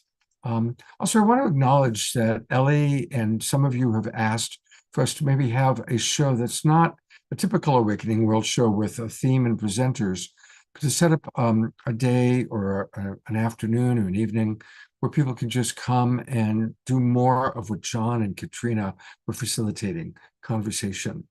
So if that's something that you would enjoy, if that's something you would like, put that in the chat box, and then I will organize an opportunity for us just to come together and have more of an old-fashioned rap group, just sharing feelings without it being a themed show in our traditional way. But one of the wonderful things about themed shows is we get to have luminaries like this one right here, Tatiana and her beloved Mark, who are with us. And Tatiana, of course, has been on the show many times with live music, her beautiful videos that she makes. We're going to see some of her videos today. But she did this amazing thing of leaving her home, selling everything.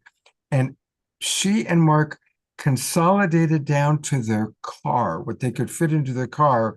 And by the way, what they fit into the car was a huge dog, which probably took up the majority of the space. And it was not a large car. It was not a big station wagon. So an amazing journey. And they took back roads all the way across Canada.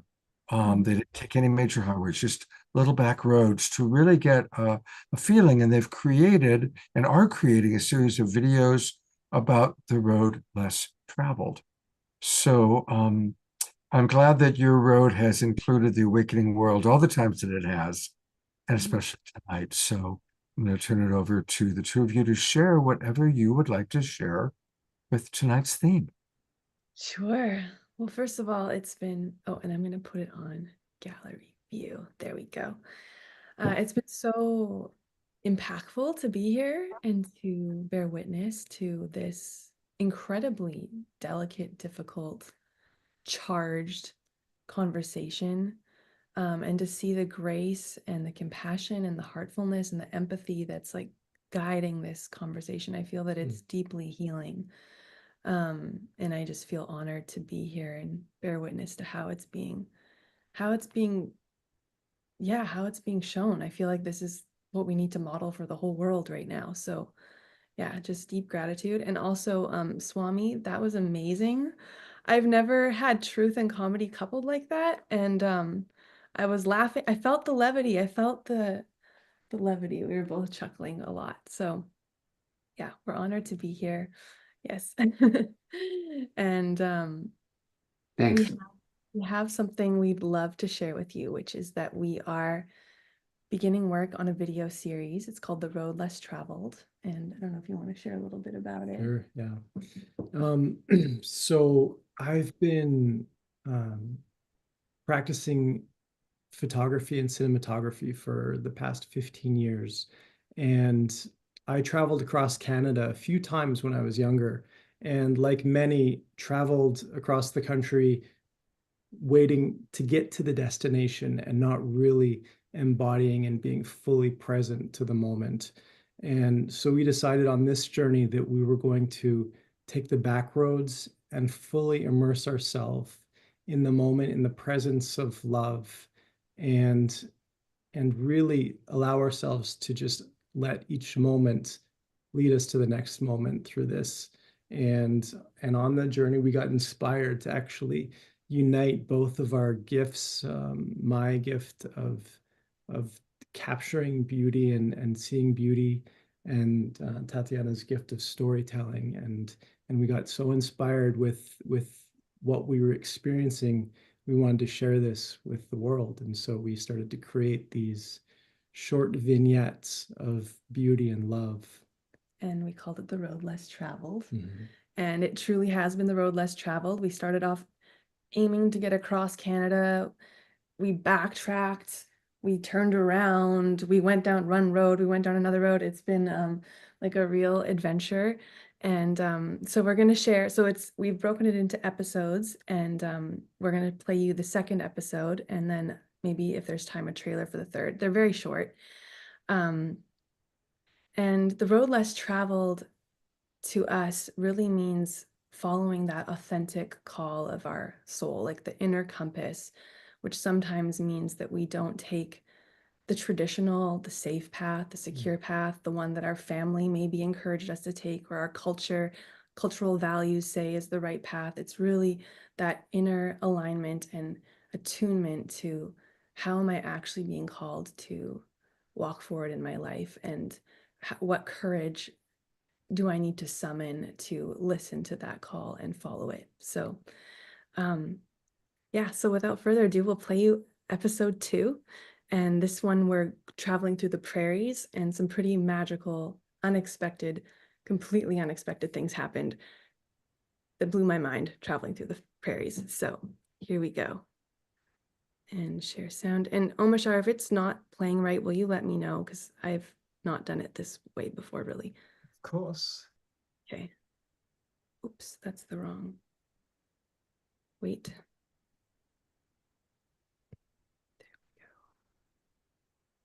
Oh, no, it keeps wanting to do. Yeah, just close that one.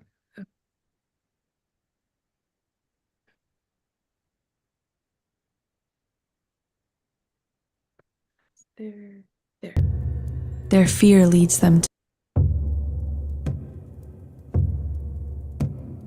What is the difference between buffalo and cattle?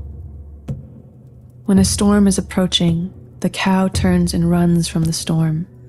And in so doing, they run with the storm and are caught by it. Their fear leads them to more suffering. Whereas the buffalo, when a storm approaches, turn and charge it. They run directly into it, and in so doing, they run through it. On the road less traveled, I invite us to explore. What storms are we running from? What suffering are we prolonging by being afraid to face something? What if we turn towards the things we are trying to outrun? What if we charge them like the buffalo?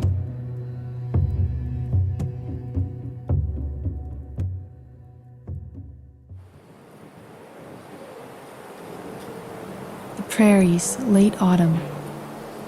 A cold wind strikes the bone. The trees are empty. I can feel winter in the air. We have made it through the mountains, and now we are onto the open plains.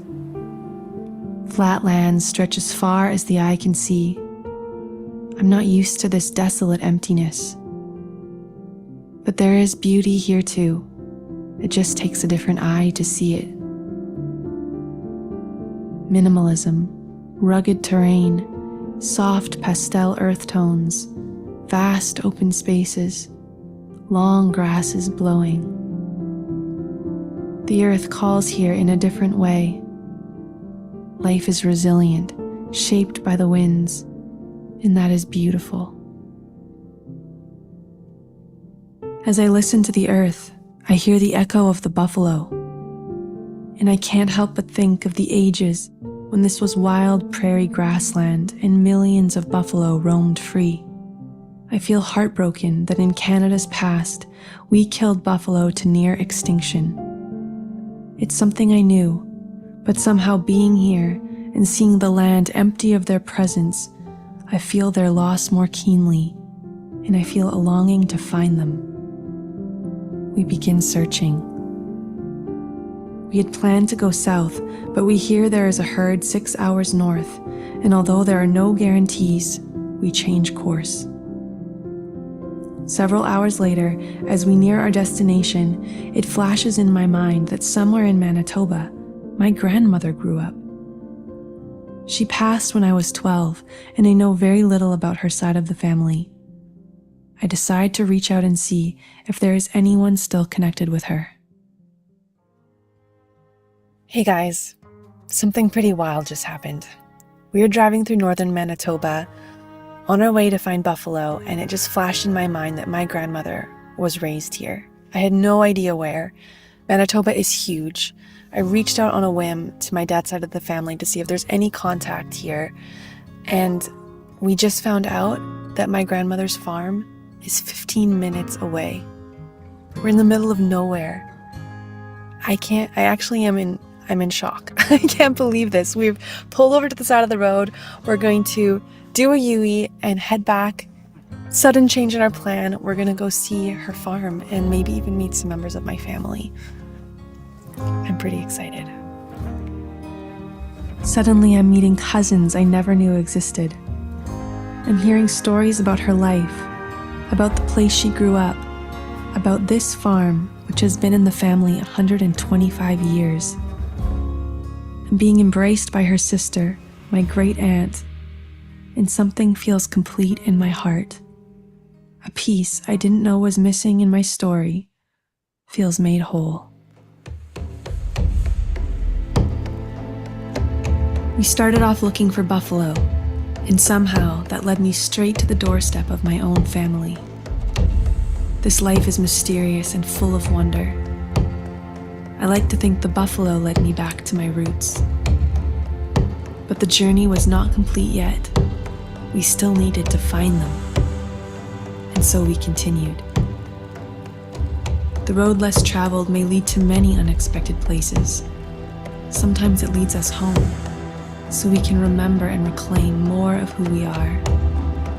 It is an inner journey towards self-understanding, a turning toward every missing piece of ourselves, restoring the wholeness of the heart.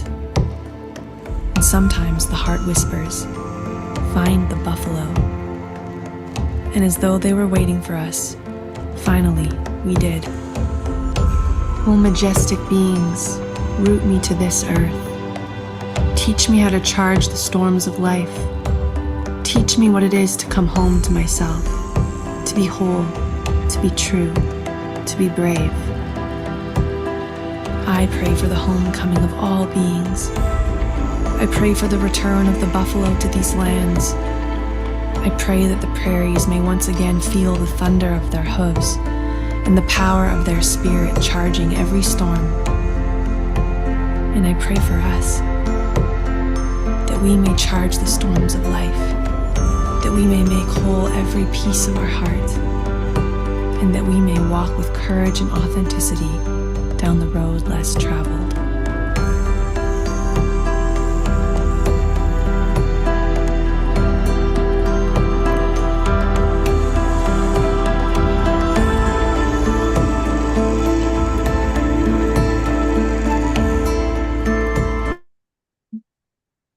Wow.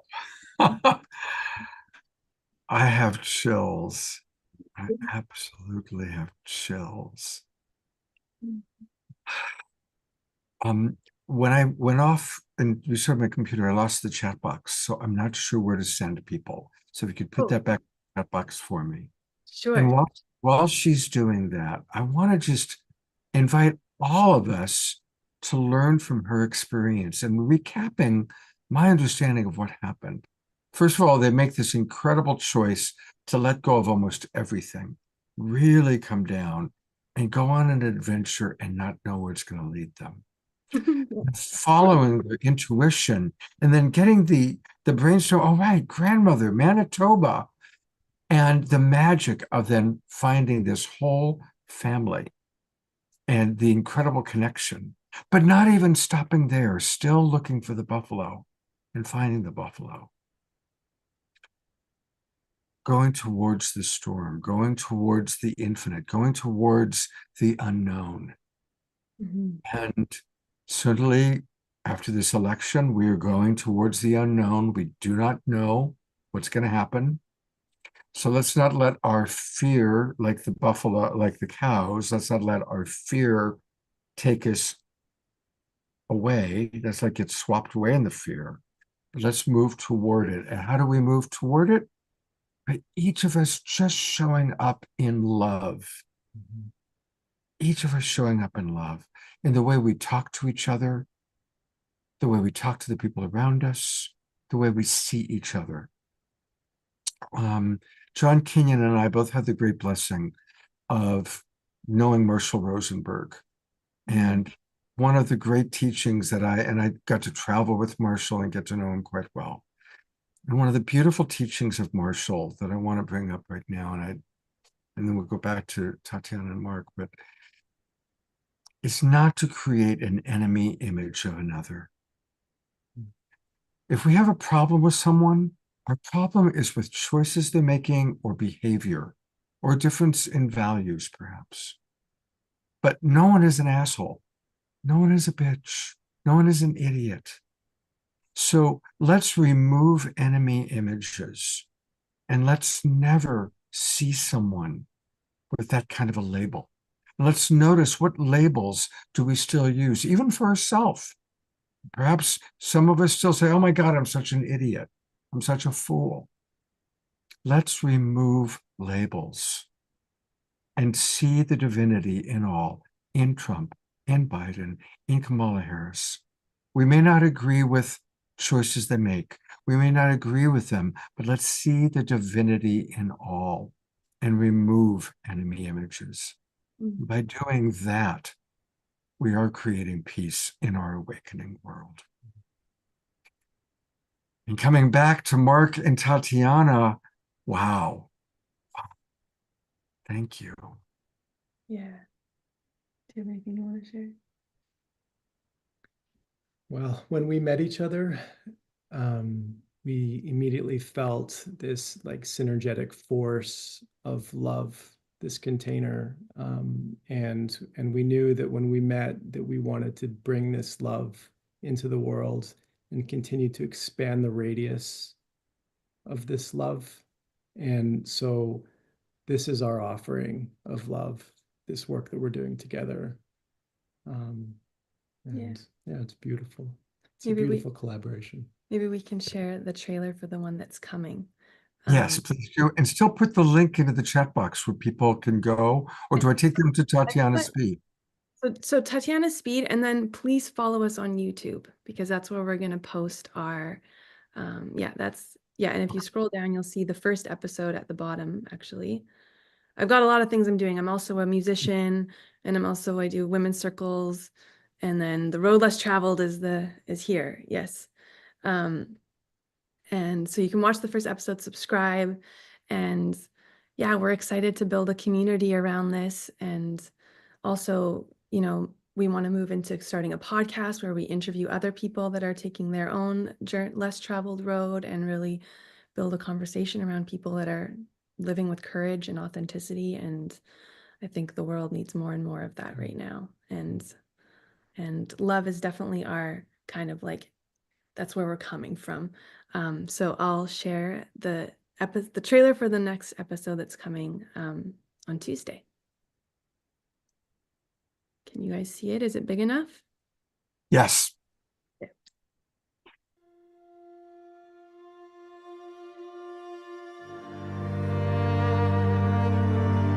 Love. All paths lead back to love. Is it not one of the main reasons why we are here?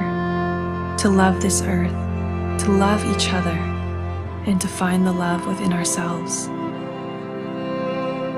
The path of the mystic is always a return to love, a return to the deep chambers of the heart, where our wholeness, our beauty, our courage await us. It is a winding path that spirals open into an expansion of awareness. We lift off from the stories of the mind, from the small little me we took to be ourselves, and we awaken to a greater reality of who we are. we are so much more than we appear to be.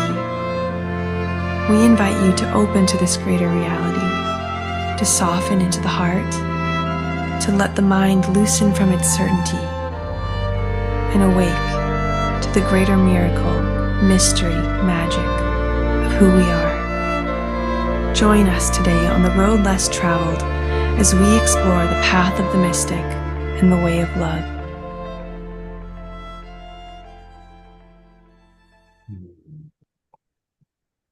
Wow. Let's go to gallery view and give a big twinkle to Tatiana and Mark. And I noticed in the chat box, people sharing things like, thank you for bringing us back, and such an inspiration. Absolutely beautiful. And a reminder, everybody, that, again, you can learn more and register by going to her name, TatianaSpeed.com. Tatiana. And follow us on Facebook. Just search my name, because we're sharing like little snippets all along the journey, and we just love to include anyone who wants to be part of it. Okay, sorry, I interrupted. I want to give a shout out to your mother. Your mother is in the Zoom room, Lori, and I always like to thank the mother of people that I love and adore. And so thank you, Lori, for whatever you've done, of course, giving birth and raising Tatiana in such a wonderful way. She's somewhere in this room, so thank you, Lori. Thank you, Tatiana. Thank you, Mark. Everyone, thank you. And stay on for one more moment, because there's kind of an amazing full circle. I actually met you through Ben Bowler. Ben was how I met you, and Ben, as fate would have it, and Scott put the agenda together, is our next guest. So thank you, Ben, for bringing Tatiana into our awakening world, both literally and figuratively. Yeah, thank you so much. Oh, well, I'm not sure I can take credit for that, Scott, but certainly amazing to see Tatiana and Mark doing extraordinary work, and having just, taken off that great adventure and said yes to the big unknown and hit the road. It's very inspiring, particularly at this time of such challenges that are faced by so many people deeply personally. So I know it's a balm to see the work that you're doing, and that you're just embarking on this incredible odyssey together. Congratulations, guys. You look great, and looking forward to much more creativity and sharing as the road unfolds before you. Thank you, Ben. Thank you. Thank you so much. Appreciate you so much. Well, it's great to be here. It's great to be here with Laurie. We were at Hubcast Studios, Scott, last September for Peace Week, and I got to meet Laurie in person, so we had a lot of fun. Tatiana, And she's a brilliant talent herself. We've had her play piano on the show. Ben, for people who don't know, is the man who brings us all together every week through Unity Earth. A lot of the shows that we've done on this show have been collaborations with Ben and his team. He lives in Australia. And Ben, some of you have seen the video I produced that I put out a couple days ago. And honestly, Ben was a big inspiration for that video. Ben, Deborah Giusti, Dr. Marty Casey, they're three people that their perspectives helped shape that video that I created. And I'll put the link into the chat box. But I invited Ben to be with us because he's a wise leader in our Global Peace Tribe, in our awakening world. And so, Ben, from your perspective, anything you'd like to share with our audience tonight? Well, thank you, Scott, for creating this container. It's so important now more than ever that these spaces exist for the Global Peace Tribe to come together to empty from so much that's been built up over the recent times. Of course, we're talking about political tensions and the events of this week in particular. I want to start by acknowledging that I am not an American. And we're here in a container where there are many Americans. I'm very happy to follow our Canadian friends. It's a global story, but just first and foremost, I'm not an American. I think that's important. I'm an Australian, and I'm also Irish. But I've followed over the last 10 years, the last three political cycles, I think, as closely as any American I know. And there are global implications to what happens with American presidency, which I think is pretty obvious to everybody here. The war and peace issues, as well as climate change and the direction we're heading in. These are issues very dear to our hearts at Unity Earth. So it matters to the world what happens in American politics. So I've followed it very, very closely. And this most recent election, like so many of you, and I realize that there are very strongly held beliefs in so many different directions. But like you, Scott, I've wanted to engage with viewpoints other than my own, and have ridden that wave of deeply disappointed in what happened last week. So I think we had a Unity Earth call this week, and we were listening to all the different perspectives, and that's where Scott's referencing the conversation that came up. I suppose what is present for me is very much a personal challenge, and I think that this has what has sort of arisen for me is there's an opportunity in this next Trump presidency, whether you love him or despise him, but there is an opportunity here to go to the next level of our own spiritual maturity. And I found myself getting locked into those conversations I've seen here in the chat. I mean, it's in every space where we show up, I think, where this conversation is central. You're going to have people with different viewpoints coming together. And as somebody said in the chat, it looks like we're not even talking about the same thing. You can look at, I mean, Trump himself is a Rorschach test. You can look at him and see someone who is the embodiment of all the 7 deadly sins, which he excels in all of them. Or you can look at him and say he's a national messiah of the US and he's here to bring world peace. And we're talking about the one individual. I mean, it's pretty remarkable.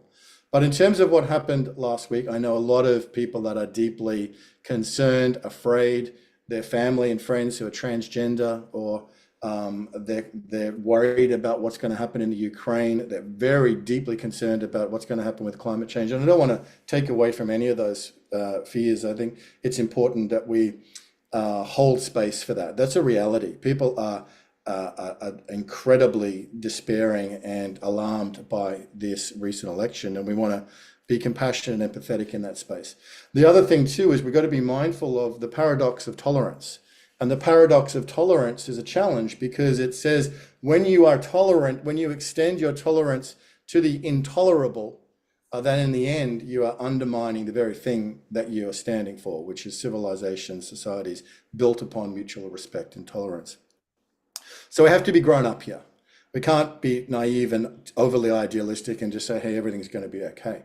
But at the same time, I do think there is an opportunity for those of us who were in Camp Kamala or in wanting the Democrats to win.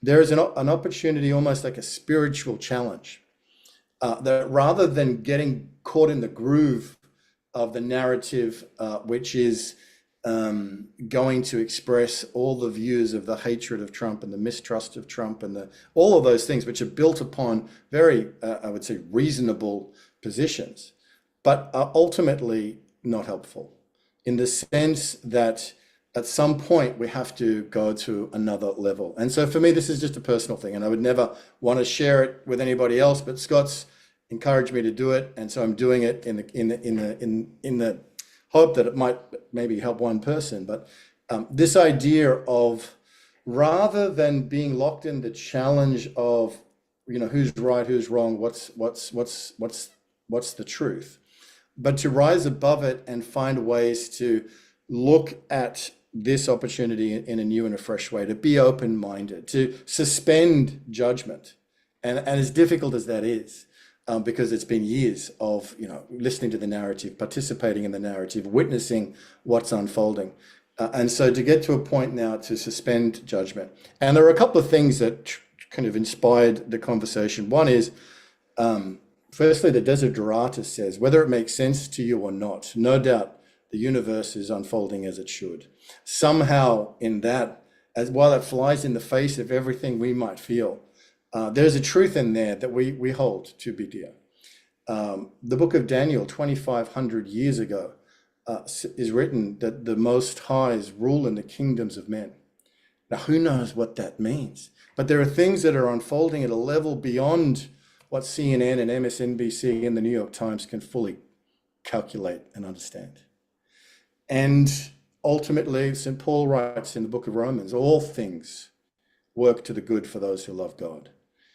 So how do we employ our spiritual faith in this days, in this context, not to give away our vigilance or to give away our power or to tolerate the intolerable, but to come at it with a fresh mind and to have a look and see what may be possible. Sure, there's a chance that Trump's going to do everything that people fear he's going to do, and the world's going to be in a terrible mess and it'll all go bad. That's true. But there's also a chance that that won't happen. And I will just want to inhabit that space of fresh, open perspective. Who knows? Maybe now this guy's got everything he ever wanted.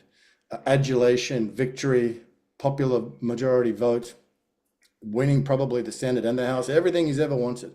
Maybe now he'll stop being the way that he was before. I won't use harsher language than that. So we don't know what's going to happen. So just at a personal level, rather than get caught up in the negativity and the fear and the anxiety and the bemoaning and how can people do this, but to come at it and say, well, there are things unfolding here that are beyond my understanding, and I'm going to approach it with a fresh mind and fresh eyes. And yeah, I'm going to stay vigilant, and I'm going to work hard to mitigate any damage that can be done in the context of slowing down climate change, global human rights, and the other things that I'm passionate about. And people I work with are passionate about. But at the same time, I'm also surrendering to the not knowing and to the mystery. This has happened. It's the will of the people. People have voted. This is how democracy works. So there's acceptance, which was the key message of your video, Scott, which I thought was excellence. There's surrendering to the unknown. There's staying vigilant. There's being there for the minorities and for those people on the fringe that need us in solidarity. And at the same time, we can do that while we still stay open-minded, open-hearted, and take the scales from our own eyes and see what might happen next, because nobody knows exactly what's going to happen next. So let's relieve ourselves of the burdens of these negative emotions and these judgments. We are not the judge of Trump and his soul. Americans who got to vote and make political judgments, and that's perfectly appropriate, but that's done now. And so now it's the next stage in the next chapter. Let's see what may be possible as we go forward in a new way. So that's what I'm laying down as a challenge for myself. I'm not saying it's easy, but I'm saying that's who I want to be in relationship to this story. Not somebody who's tied up in the drama and the negativity and the bemoaning and the anxiety, because that's not going to be productive. Thank you, everyone. Thank you, Scott. I'm not sure if you wanted to... Yeah, thank you, Ben. By the way, there's so many comments going on in the chat box, and our co-host Ray Amana is going to share some of them. We are going to have time with John and Katrina at the end of the show. But I'd like to ask people to stop. Let's not do any more political rhetoric, please. If you want to share what you're feeling, that's fine. But let's cool down now on going back and forth on... Again, let's start practicing what Ben and really most of our presenters tonight have been suggesting. Let's suspend just judgment. And I'm going to read a quote from Katrina in the chat box. She says, "Suspending judgment is so very hard when beliefs are so deeply seated." And remember, our great Albert Einstein said, I'm paraphrasing, "The true measure of intelligence is how quickly we can change our beliefs." And almost every great spiritual teacher, Ben, has taught radical acceptance, practicing radical acceptance of what is without the need to judge it. We don't have to condone it. We don't have to like it. We also don't have to judge it. Practicing radical acceptance. And that's the opportunity that's available to us. I also want to just encourage everybody to check out the wonderful work that Ben and his team do at unity.earth. Unity.earth. It's one of my favorite organizations. I participate in everything that they do. Many of you who are regulars on the Awakening World, of course, know, because we collaborate frequently with Ben and will continue to. And Ben, thank you for taking some time. You know, it's precious time with your family on the weekend. So thank you. It's Sunday morning where Ben is. So thank you for taking time to be with us tonight. Thank you, Scott. Thank you for everything you do and the platform and the message. More than ever, the Awakening World and the Global Peace Tribe, as our days have come. Thank you, brother. Absolutely. My pleasure. Well, next, I believe that Swami Steve is going to channel Steve Behrman. we go from one wise elder in Ben to another wise elder. Welcome, Steve. Thank you so much. And Ben, thank you so much for offering us a God's eye view. We needed that. And Swami says he would love to come to Australia sometime once he overcomes his fear of walking upside down. So it will happen. It will happen. I also want to acknowledge Katrina for kind of paving the way for the conversation that I'd like to have, because I'm going to set the Wayback Machine to December of 2008. And at that time, Bruce Lipton and I were just finishing up the final touches on writing our book, Spontaneous Evolution. And at the end, we were writing the final chapter, pointing us to the future, and Obama had just been elected. And I just come back from Washington, D.C., and there were literally people dancing in the streets because of that happening.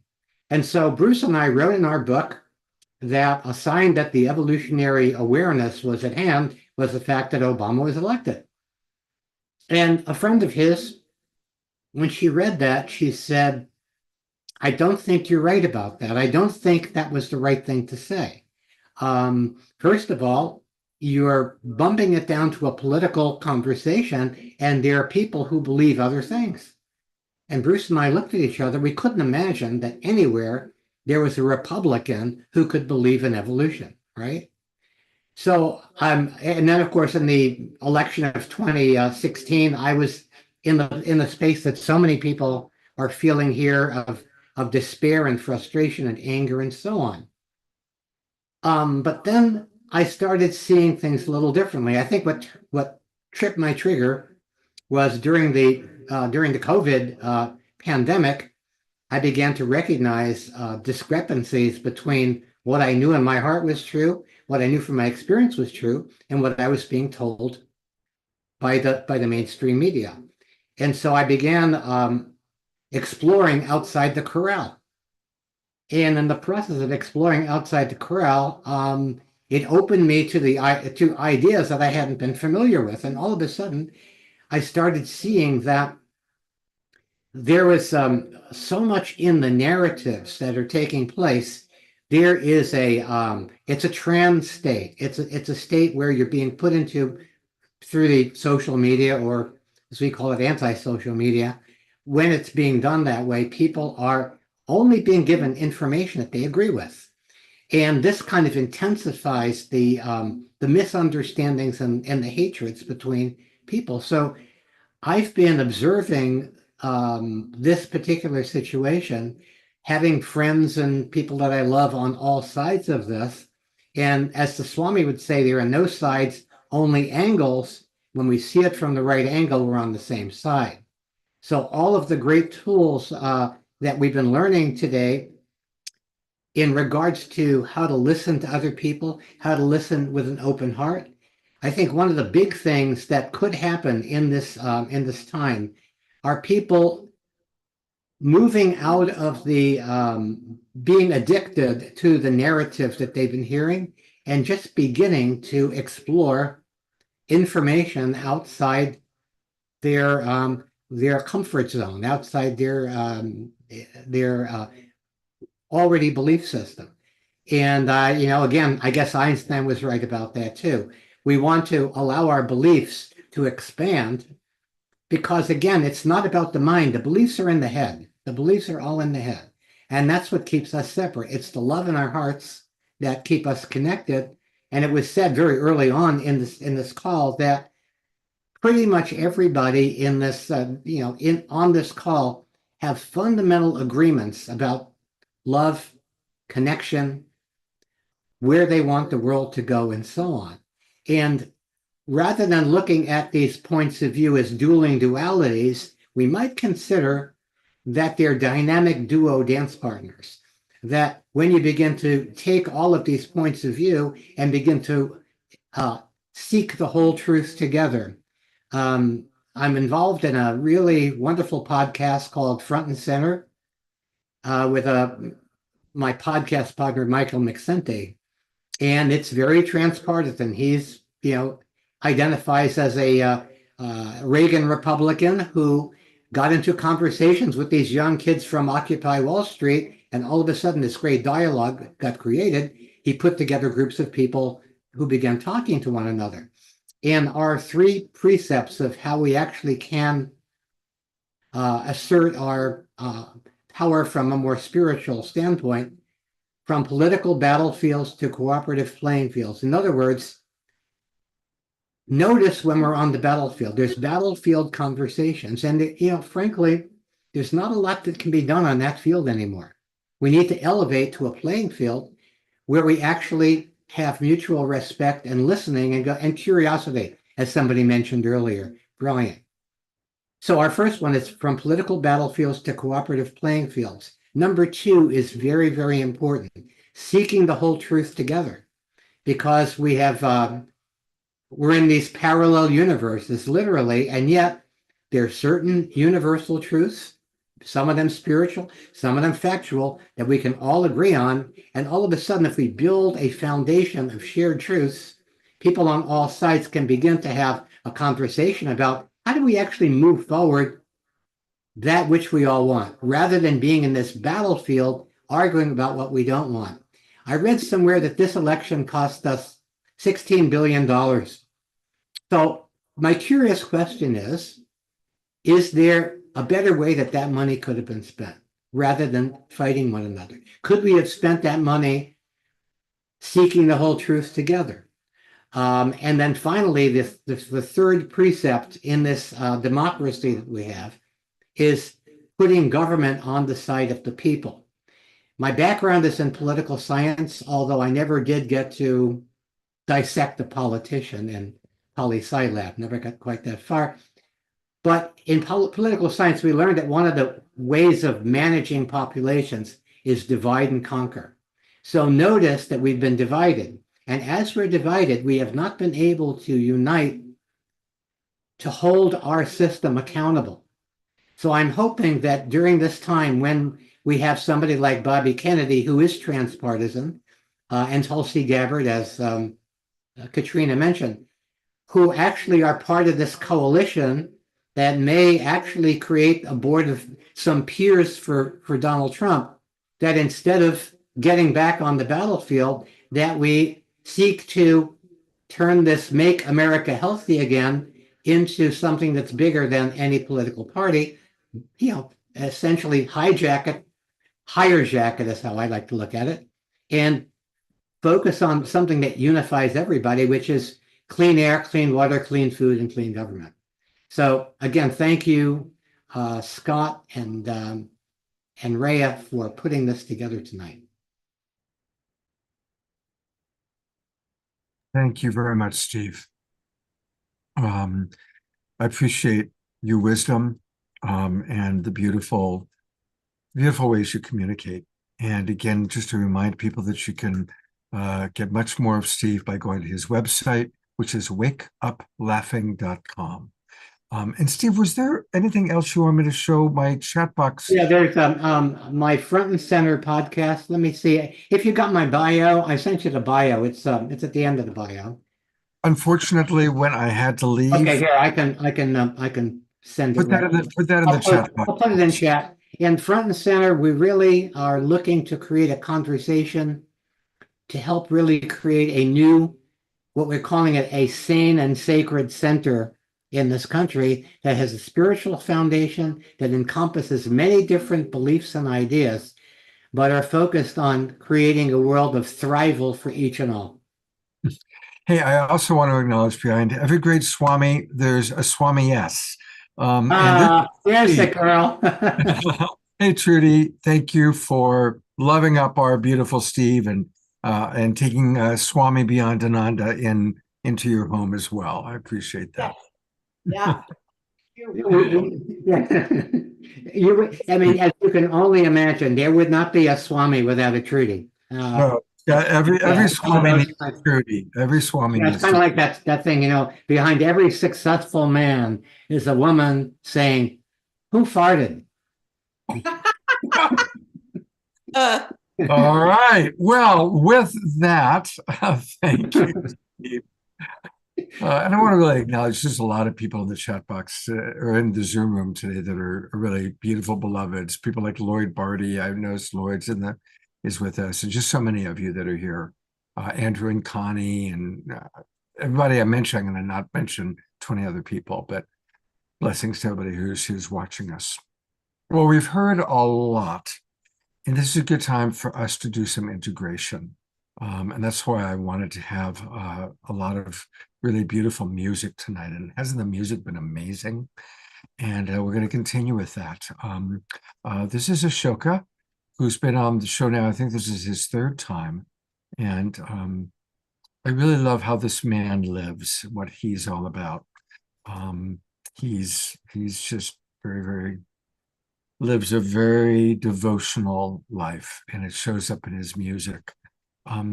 Ashok, before you play, is there anything you would like to share verbally? Can you hear me, Scott? Yes. Yeah, thumbs up. Yeah. I want to thank you and You're really quiet, Ashok.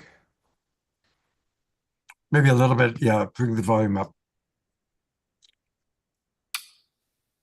okay, and then I will put my scarlet so that I won't hear what you're saying, and then I'll sing. Okay.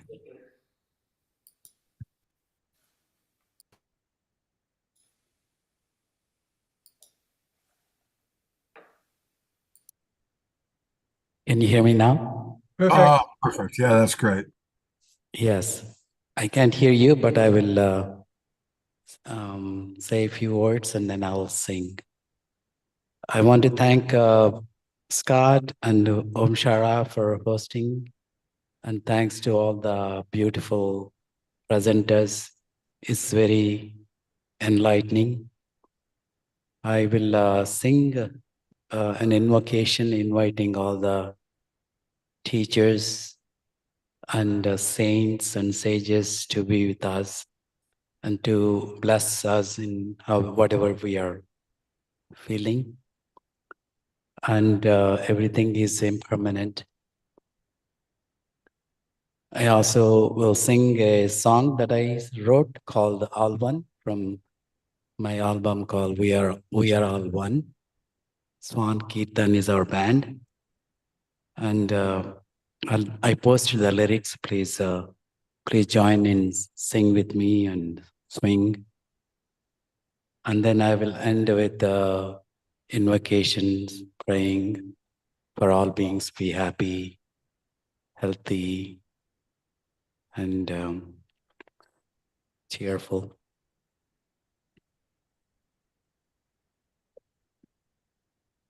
Guru Brahma, Guru Vishnu, Guru Devo Maheshwara, Guru Brahma, Guru Vishnu, Guru Devo Maheshwara, Guru Sakshat Parabrahma, Tasmai Shri Gurave Namaha, Tasmai Shri Gurave Namaha, Tasmai Shri Gurave Namaha. Ashok.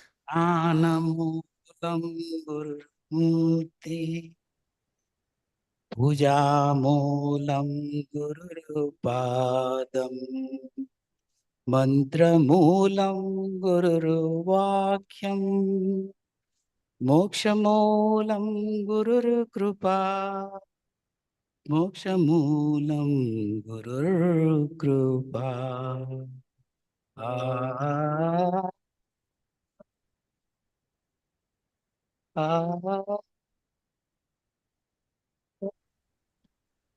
Ashok. You can't hear us. You can't hear us.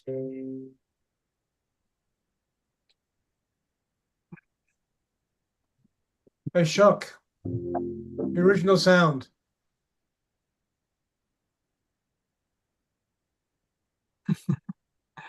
You know, while Ashok is putting his original sound on, I want to read, hopefully he's hearing this. He can't hear us when he switches systems. So turn your original sound on, mate.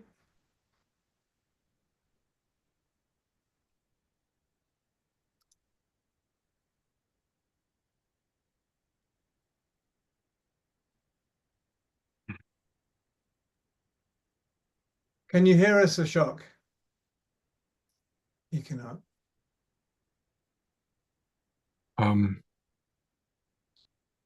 We'll get there. You know what I'm going to do? I'm going to go to Rayamana next, and we'll come back to Ashok.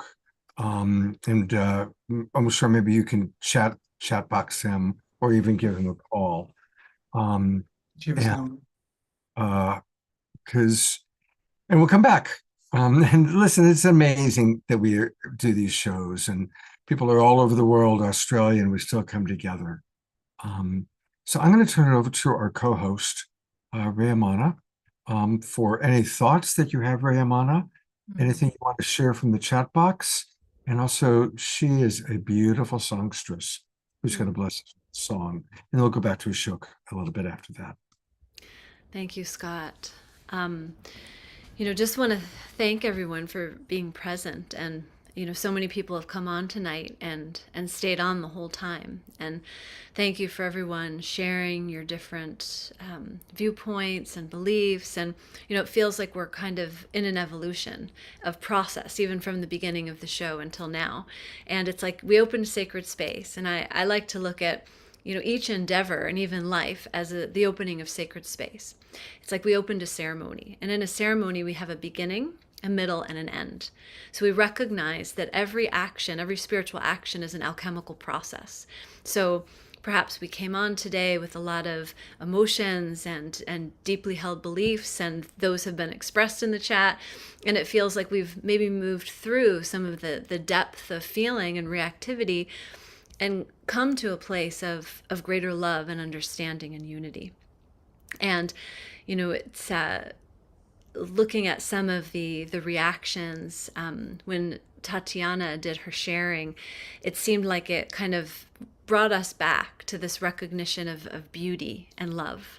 And one of the things that she had said in her presentation is the path of the mystic is always a return to love.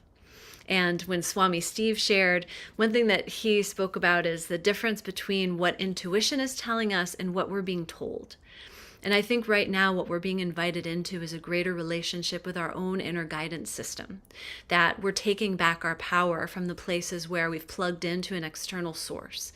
And, while we're disconnecting from places that have either held us in safety or been a soothing balm, sometimes there's a bit of anger in the process. Once we start to see the injustices that have been perpetrated, once we start to have our awakening, there's a level of anger.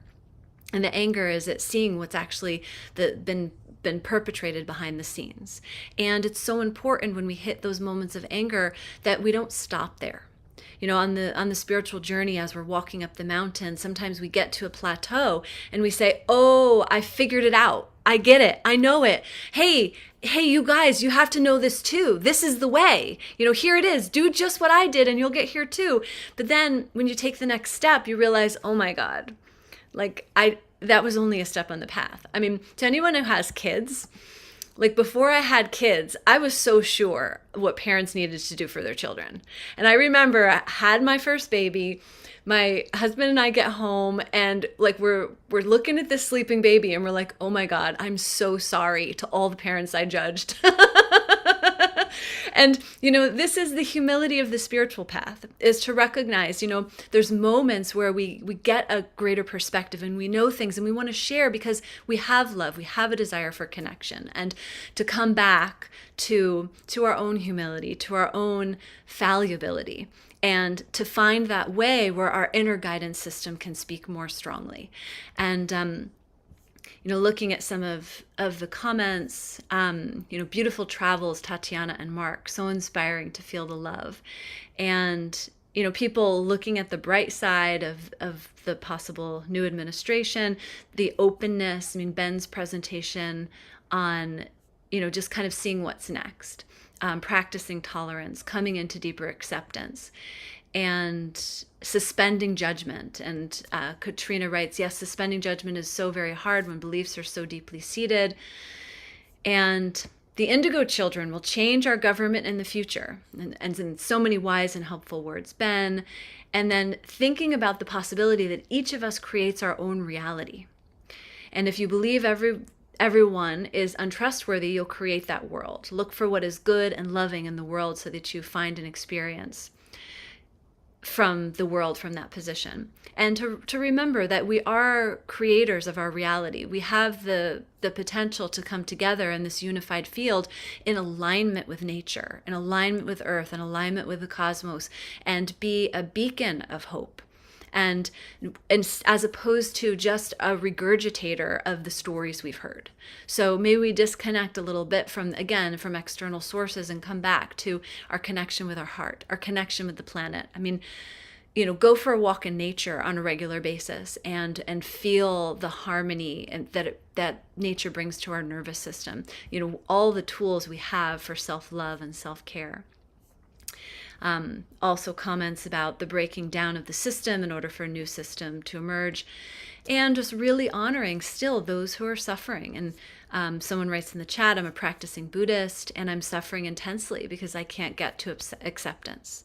So holding the space of so much compassion and recognizing that we're on this journey together.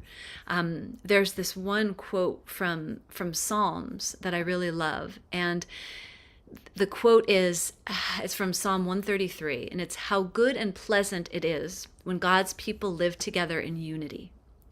Now, one reason that I love that so much is we often think, we have to go far and we have to get there and there's something to attain, and I'm going to tell you how it is, or I'm going to drag you along with me, or I'm going to disagree with you. But what this scripture is pointing to is actually that we just need to come together in unity.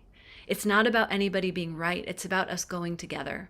And it's said that when we pray together with one heart, we're heard by the great mother of the universe. And that actually what we're calling for at this time is for God's Spirit to pour over the land, to renew our experience of life. And the solutions are not found in a future trajectory charted by our past choices. I truly believe, and I've seen it in many prophecies, that what is coming is a vibrational shift that takes us into a different experience of reality. Because memory is contained in vibration. And when we're living at one vibrational bandwidth, our perception is limited to that vibrational state. So as we shift our vibration, we also expand our awareness of what's possible. New solutions emerge. And again, we come back to love. There's been so much activity in the chat. We could read that for another 30 minutes, and just so deeply appreciating everyone's energy here today. When we come together, we have the potential of joining in a unified field. Actually, we're always in a unified field.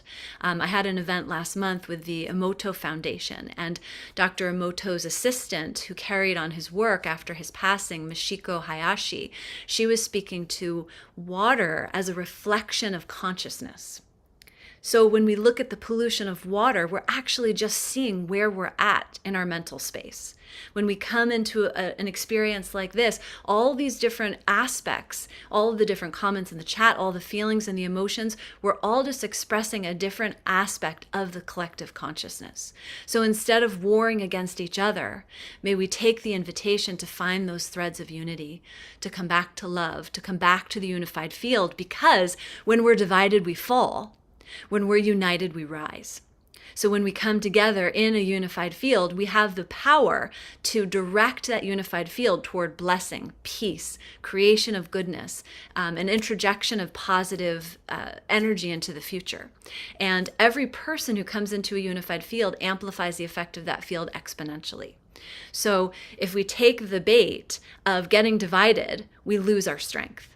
And so with that, I'll share just a brief version of this song, and it's a mantra, Loka Samasta Sukhino Bhavantu, and it really means may all beings be happy and free. And it occurred to me a few years back, after doing an hour of chanting the 1,108 names of the Divine Mother, that every avatar or enlightened being who's come to this earth, when you finally realize anything, you realize that you just want everyone to be liberated from their own suffering. So I am going to fix my settings and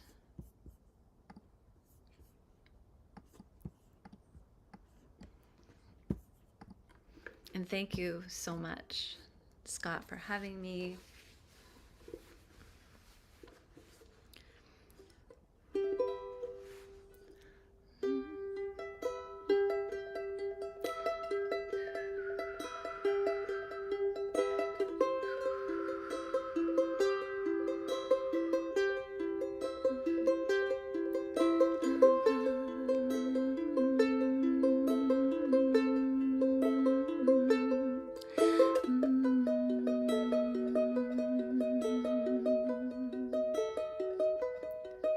Loka samasta sukhino bhavantu. Loka samasta sukhino bhavantu. Loka samasta sukhino bhavantu. Loka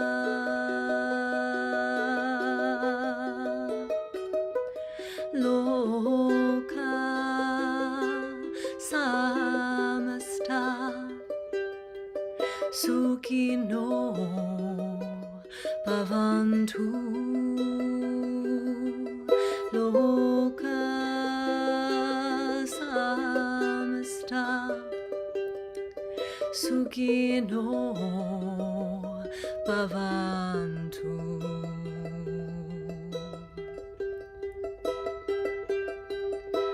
From the sun that rises to the moon that sets, from the moment of birth to the moment of death, every knee shall bow, every heart shall wake when the truth of love pours through this place. From the heart of the earth to the heart of the sun, the four corners of space in 7 directions, my heart is on fire with the beauty of it all, calling all people, it's time to love more, because all is love. All is love. All is love.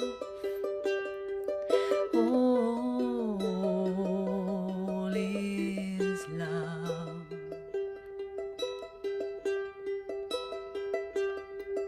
Loka samasta sukhino bhavantu.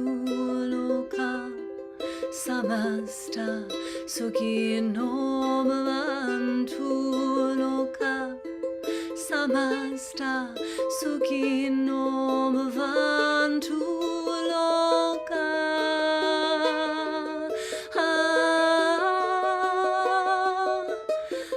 loka samasta sukhino bhavantu. Loka samasta sukhino bhavantu.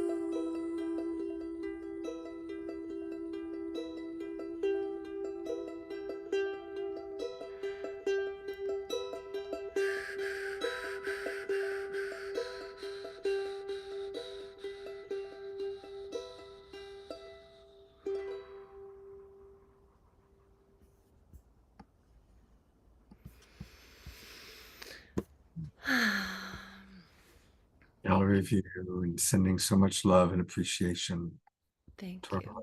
Anna.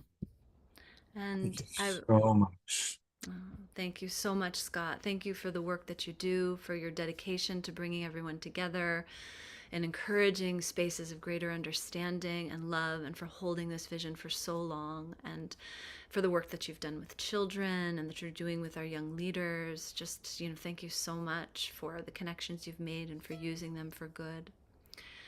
And I would just love to share a free event that I'm having, which is Songs for the Light. It will be on the winter solstice, and we'll be singing to invoke the light within. At the time of the greatest darkness, we have a capacity to touch that inner light in a deeper, more powerful way. So we'll be singing songs. I have a singing school called the Songkeeper School. I teach sacred singing, earth honoring, and ritual. And so we sing to the water, we sing to the earth, we sing to the land. And so I'll put that in the chat. It's a free event. And can we find it on your website? Because I definitely yes, wanted to go through the website and a little bit. events in the events/classes on that top bar there. Okay, well, first off, just want to make sure everybody knows how to find it. Her website is her name, Reya, R-E-Y-A, Manna. There's two N's in there, so it's REYAMANNA.com. And there's lots of wonderful things. She does private lessons. She's got her Songkeeper School. So definitely learn all about that. And then where will we find events? So yeah, there you go. You just scrolled over it. Oh, here it is. Yep, there it is. And so this is our current session. And if you scroll down the page, you'll find the Songs for the Light, which is December 21st. And then if you keep scrolling, you'll find the next session of the Songkeeper School, which starts in February, where I teach sacred singing, earth honoring. We learn how to sing to the water, sing for ancestral healing. Boy, this is going to be a very powerful event. You're doing 10:30 till 12:30. I'll be there. A lot of people are saying that this winter solstice is going to be an especially important time astrologically, powerfully. So I'll certainly be there. I love listening to this woman's music. It's just so from the heart and so pure. It's like taking a bath in the purest water, listening to your music. So, and to tell people about the Songkeeper School. So it's a 6-month program where we go on a deep dive into learning how to build relationship with the unseen world. We have been socialized in Western culture that singing is for performance, and it absolutely is not. Singing is a natural part of life, and to make long intoned sounds is actually really healing for the brain, for the nervous system. So we learn how to build relationship with the unseen world through using our voice. We learn songs to sing for the water, for the fire, for the air, for the earth element. We do songs for ancestral healing. We learn how to create a song ceremony and how to get back in our voice and to get rid of that self-consciousness and recognize that we can use our voice to be a conduit for divine love to reach the world and to reach the hearts of others. So, and we have a beautiful community that's very supportive, very loving, and it's such a tool for alchemy and for up vibration. In these times, we need support and we need tools to know how to move some of this heavy, dense energy so we can get to the higher perspectives. Reya, thank you so much. I'm so grateful that you've been my co-host tonight and all that you bring. God bless you. Thank you. All right. Well, I've got a couple of announcements, and then we're going to go back to Ashoka. I want to, first of all, we didn't get a chance to take a look at Steve Berman's other website, so I wanted to just bring it up quickly. It is frontandcenter.locals.com. Frontandcenter.locals.com. Become a member. There's a lot of really important things that he's doing there. I also want to let everybody know that we've got an incredible event that I've been working on with Deborah Giusti, Michelle Anderson, Adrian Valera, and Anna Stara. The 5 of us have been working on this for 3 months, knowing that it was going to be a contentious election, certainly not knowing how it was going to turn out, but knowing that we wanted to really create unity. So, of course, there's tonight's show. But to carry on this spirit of unity, please join us on Monday. Monday is Veterans Day. It's a holiday. And we have an extraordinary show planned. Unity Now. It's such a big show that there's 5 of us who will be hosting. And Marianne Williamson will be with us live. Daryl Anka will be with us live. Elizabeth April, all the people you're seeing there will be with us live. Larissa Stowe will be coming back. We, of course, enjoyed her tonight.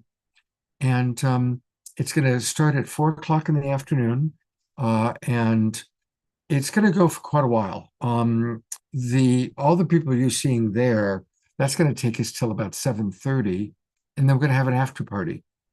And the after party is going to be an opportunity to open it up to all of the people who are coming. Definitely register now. It's free.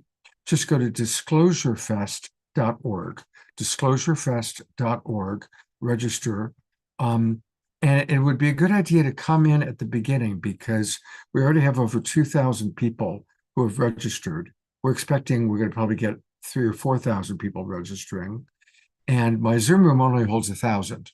So, of course, if you can't get into the Zoom room, if it's full, you can catch it on globalpeacetribe.com, the Global Peace Tribe YouTube channel, Love Coach Academy on Facebook, all of the regular places. And I know a lot of you watch us on the different channels. The Sine Network is going to put it out and do a sine wave. But it's going to be a powerful program. And again, just continuing this call that we're hearing from everybody today, from Ramana, from Ben Bowler, from Steve, from Swami. We're all really in our own unique way saying the same thing. It's time to unite now, to connect community, to harmonize our hearts, and to inspire peace. We're going to go back to Ashoka, and to do that, I want to share what he has posted on his website. And his website, which I'm going to go to right now, and then we're going to go to him. But I want to go to the website first as a way of introducing him. His website is swankirtan.com. Swan, like the beautiful bird, kirtan.com. And I want to read right at the very top of his website. He shares the focus of his daily life. And as I share these simple truths of a way to live, I invite us all to celebrate. Those of you that do this every day, celebrate that. And for those that don't necessarily do it every day, to consider this as your practice. Serving and inspiring others through leading, writing, presenting, and singing. Loving family, God, and God's creation with devotion. Realizing the self through yoga, and I'm going to add any spiritual practice. There's so many spiritual practices, playing a musical instrument, martial arts, yoga. There's many spiritual practices. Gaining knowledge and wisdom by continuously learning. I hope we've all learned something tonight. I hope we've all learned a lot tonight. Admiring nature and different cultures by traveling. Cherishing every day and being healthy, truthful, and grateful. And finally, Ashoka's motto, live, love, laugh, learn, lead, and leave a legacy. So with that, we're going to go back to our beloved brother Ashoka. And thank you for coming back and staying with us. And if you could unmute yourself, make sure your sound is on, and give it a go.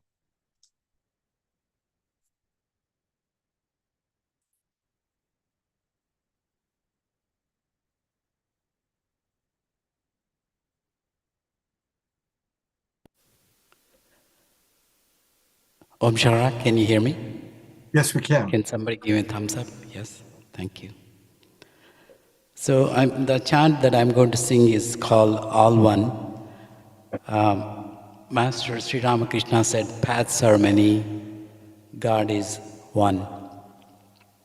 Similarly, we have names are many, God is one. But we have many paths. However, universal needs are love and to matter. So in the current situation, many great speakers, presenters here have shared their wisdom. So let us root for love and to make a difference. I posted the lyrics in the chat. Please sing along. This is music from my CD. Please sing with the responders.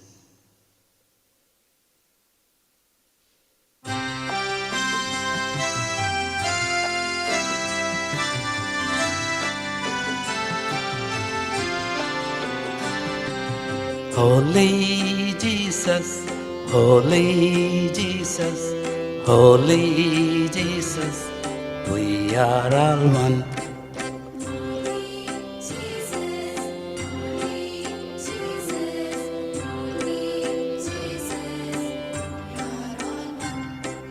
Holy Jesus, Holy Jesus, Holy Jesus, we are all one.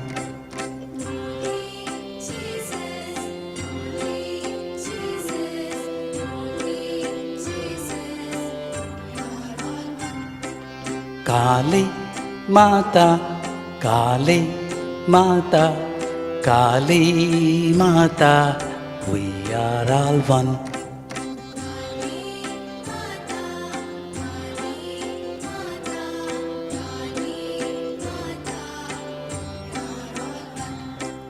Kali Mata, Kali Mata, Kali Mata, we are all one.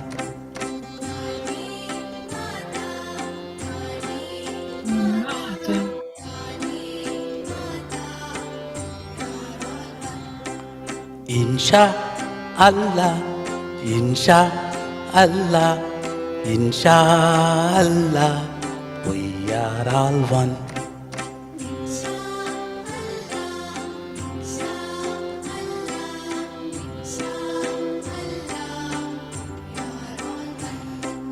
Insha Allah, Insha Allah, Insha Allah, we are all one.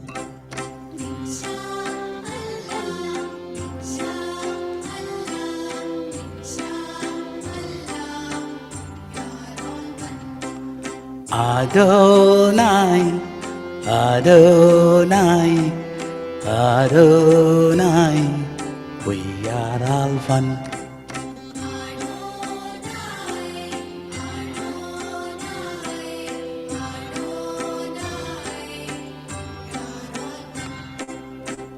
Adonai, Adonai, Adonai, we are all one.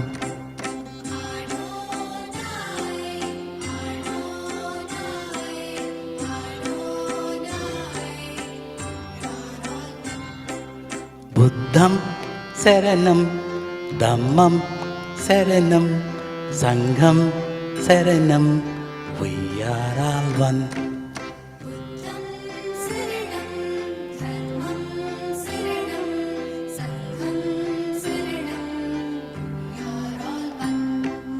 Buddham Saranam, Dhammam Saranam, Sangham Saranam, we are all one.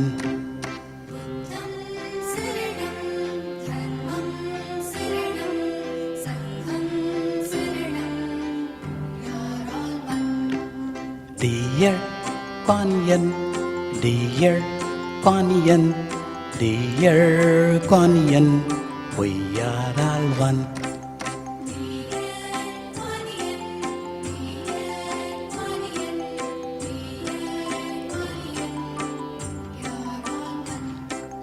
Dear Kuan Yin, dear Kuan Yin, dear Kuan Yin, we are all one.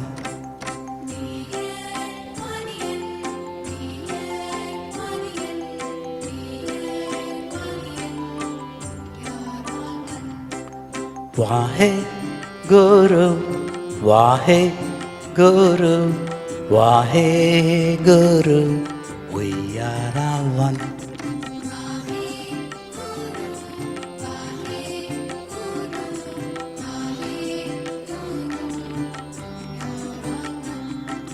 Waheguru, Waheguru, Waheguru, we are all one.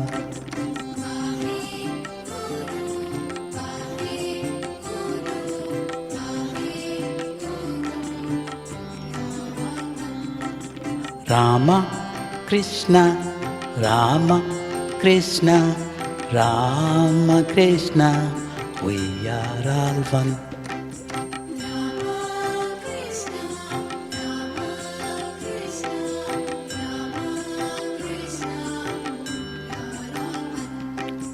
Rama Krishna, Rama Krishna, Rama Krishna, we are all one.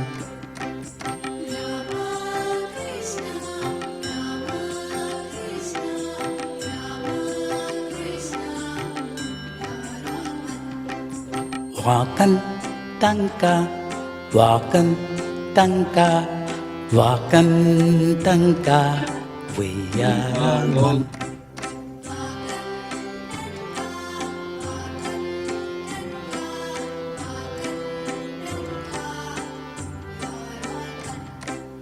Wakan Tanka, Wakan Tanka, Wakan Tanka, we are all one.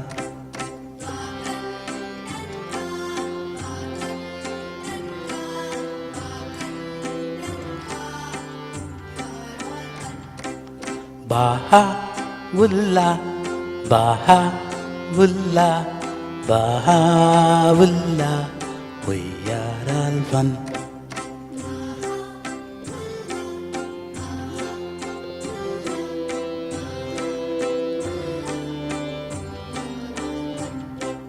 Baha'u'llah, Baha'u'llah, Baha'u'llah, we are all one.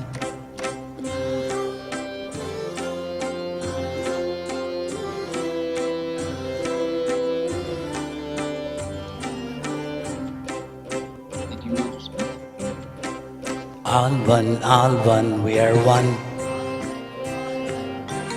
All one, we are one. All love, we are love. All love, we are love.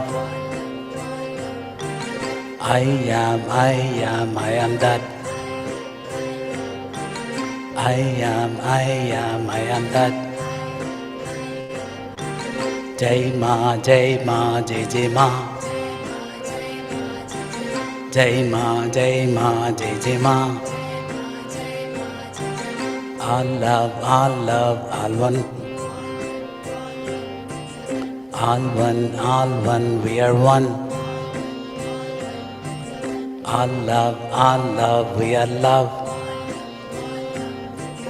All love, we are love. I am that. I am that. Jai Ma, Jai Ma, Jai Jai Ma. Jai all one, we are one. All one, we are one. All one, we are one.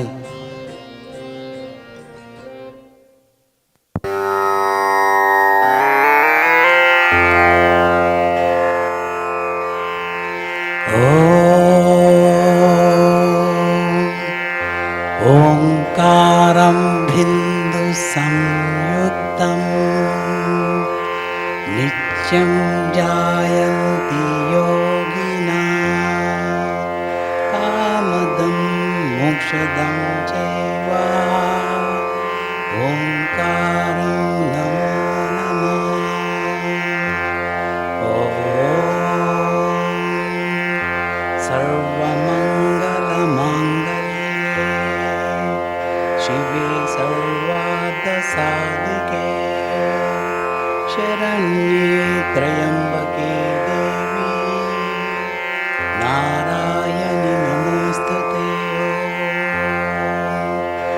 Asato ma satgamaya tamaso ma jyotirgamaya mrityurma mritangamaya loka samasta sukhino bhavantu. Om Shanti Shanti Shanti. Hari Om Tat Sat.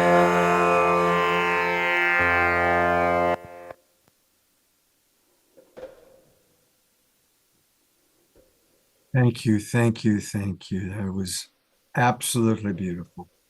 Absolutely beautiful. I'm going to go to gallery view. Let's all give Ashok some beautiful twinkles. So it's just beautiful. I'm going to read a couple of the comments that came in.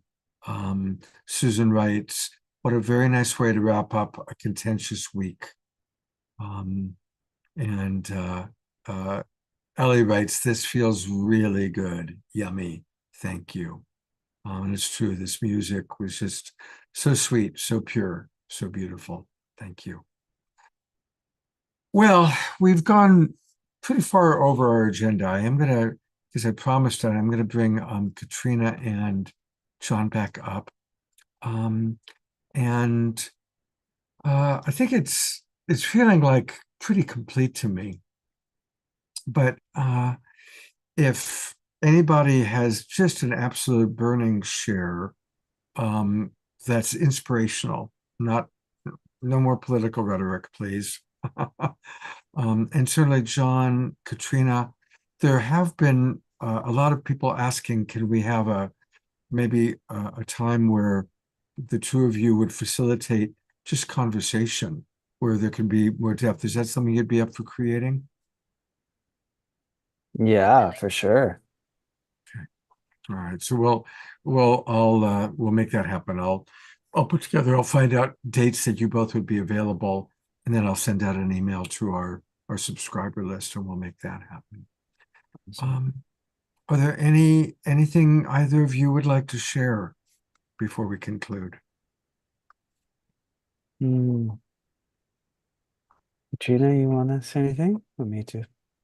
I've been really touched by this event, by the speakers, the musicians, the love that I'm seeing in the comments as well. It feels heartening and healing, especially given the hyperpolarization that we're experiencing in our country, to be able to come together and remember the love that connects us, remember our shared values, and to have this moment of inspiration and wisdom to drop in together in that way. Feel really grateful for the work that John Kenyon's been doing wholeheartedly on a weekly basis for these last 4 years. Beyond being here with the Global Peace Tribe, I would definitely encourage people to come to the regular sessions that he offers. And there are other organizations as well. Braver Angels has many, many videos online. They have online trainings as well. I highly recommend that. And if you go to their website, to the podcast, you'll also see a list of other organizations that are really working to help bridge the world between these two realities. And I think the more that you engage in the conversation, to not only hear other voices that resonate with your own, but hear voices that are across the aisle too, you can't help but, if you listen to that for a while, to go, oh my God, we are living in two different worlds. And I think that alone is an important awakening for us to get how completely different it is, as a starting point for remembering also that we're all human. We're all seeking that same beautiful future. So I'm grateful to have been here with you all, and I'll look forward to our next connection. Yeah, well said. And I'll just very briefly just say, how many times today in this time together, these 3 hours, that just had this sense like, yeah, this is how we human beings can be, like all over the planet. Like this is how we're I think now we're able to live like this on the planet, and just had a feeling like, yeah, this is it. We're doing it, and we can do it. My mentor, Marshall Rosenberg, that Scott mentioned, would say this is the most fun game in town, making life wonderful, focusing on what we all need and caring for each other's needs. That really is the most fun game we can play. And this other game that we get pulled into, I have a sense we're, yeah, I don't know, we're doing it here at least. So thanks, Scott. Thank you so much for doing this, Scott, and creating this beautiful space. Yeah, my pleasure. This is really, we've done over 600 of these shows since we started the pandemic. This is definitely one of my all-time favorites. It's a very beautiful show. My heart is happy. And it's been wonderful to be with you and John, Katrina. I'm going to bring up all of our other guests that are still with us. Steve Behrman, Swami, Ashoka, of course, beloved Omashar. I know that Larissa had to go put her daughter to bed. Where Raymana is, maybe Raymana went to go get some dinner, perhaps. But thank you. I'm here, Scott. Oh, there you are. Okay, doke. Hey. So thank you, everyone. Can you hear me? Can I say something? Yes. I think this is really the beginning of something that could be very powerful in terms of creating this a space where everybody is welcome, where whatever political everybody welcome in the circle, and having this be a beginning of a kind of a sane and sacred center that we need to build in this. If there's to be a reconciliation, there's truth in the middle. You're talking about the truth that's in the heart. That's what needs to focus on, and the work that you two are doing is the foundation for that. In bringing people together in these kinds of conversations, rehumanize, and also for the potential for really working together for what we all want. Thank you. Rehumanize and co-creating the highest win-win is definitely my favorite game in the world. Yeah, I got it. Thanks. I'm going to bring Shoshana up. She's a friend of ours from up in Ashland, Oregon. And Shoshana, I did see that you're going through a health challenge. And one of the things that we do in Global Peace Tribe is we send maximum grace to our beloveds. So we're going to take just a minute of silence. And I want to ask everyone to channel their inner Christ consciousness, their inner Mary Magdalene, whatever it may be, and send maximum grace to Shoshana. Maximum grace for healing. Maximum grace for Shoshana.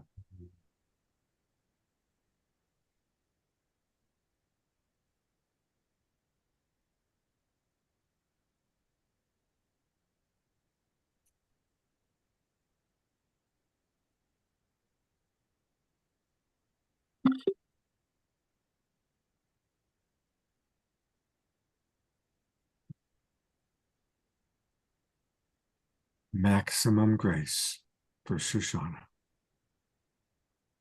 Thank you, everyone. And Shoshana, was there something you wanted to share? Well, I kind of put the tapestry of the different, it was a comment, but it got in all these parts and it got divided. I was reflecting on the texture of the situation that seems to be dichotomous. And I was just noticing, just in my own weavings, that some of it is like, I think people are getting into their limbic nervous system, but I think this time is calling us to step into our multiverse self. I'm writing a book called The Synchronicity Zone. So it's really calling forth that place where we're in our like homo telepathicus rather than human being, and just feeling with deep compassion if people are in their limbic nervous system, because I really am uncovering that that's part of this whole interesting mystery. And I think it's just a wonderful, because the calling when I'm in my multiverse is everything is this tapestry of gorgeous sound and song. And it's all of us bringing forth our soul song in the synchronicity zone of opening our heart so we can dream a new, beautiful dream with the earth and hear her song and bring all of our expressions into resonance with that really naturally. And that's what this call has been so beautiful. Rhea, Scott, everybody, just your beautiful gifts, your beautiful peace, your beautiful light. So I'm so grateful and thank you. Thank you. God's blessings. Sorry, that was a little bit of a long message that got broken up. Totally okay. Totally beautiful. Thank you. You're very, very welcome. I'm just bringing up all of our people here again one last time. All right. Thank you. We are going to conclude like we almost always do with a closing song from our beloved brother, Om.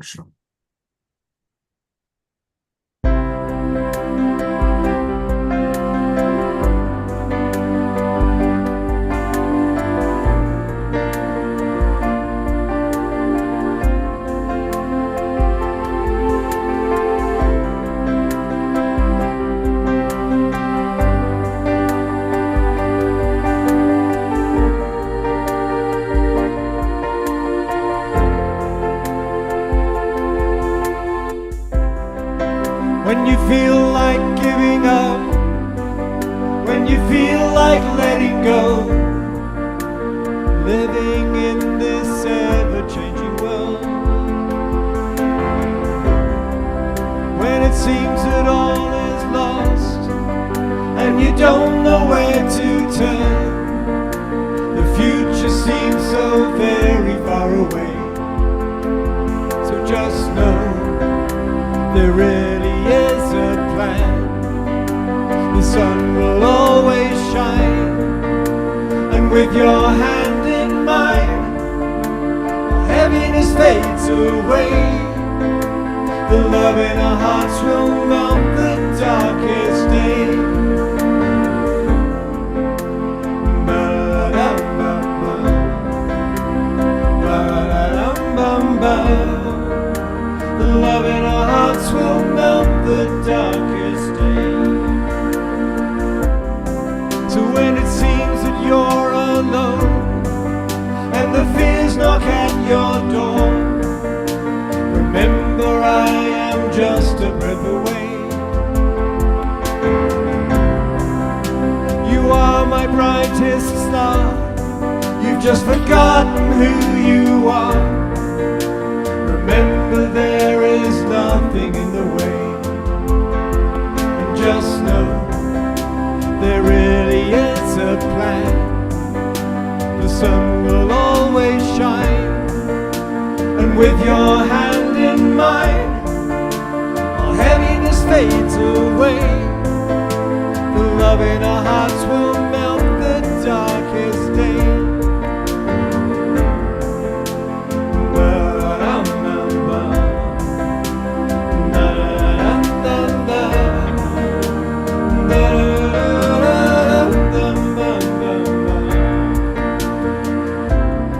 So when you feel like living up, giving up, when you feel like letting go, remember I am just a breath away.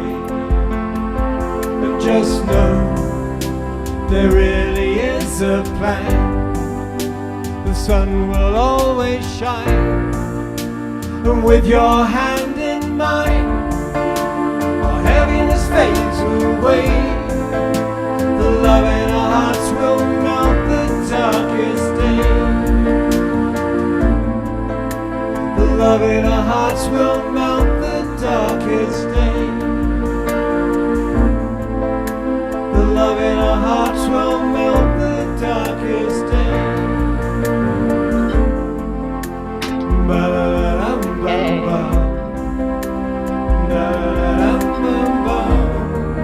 The love in our hearts will melt the darkest day.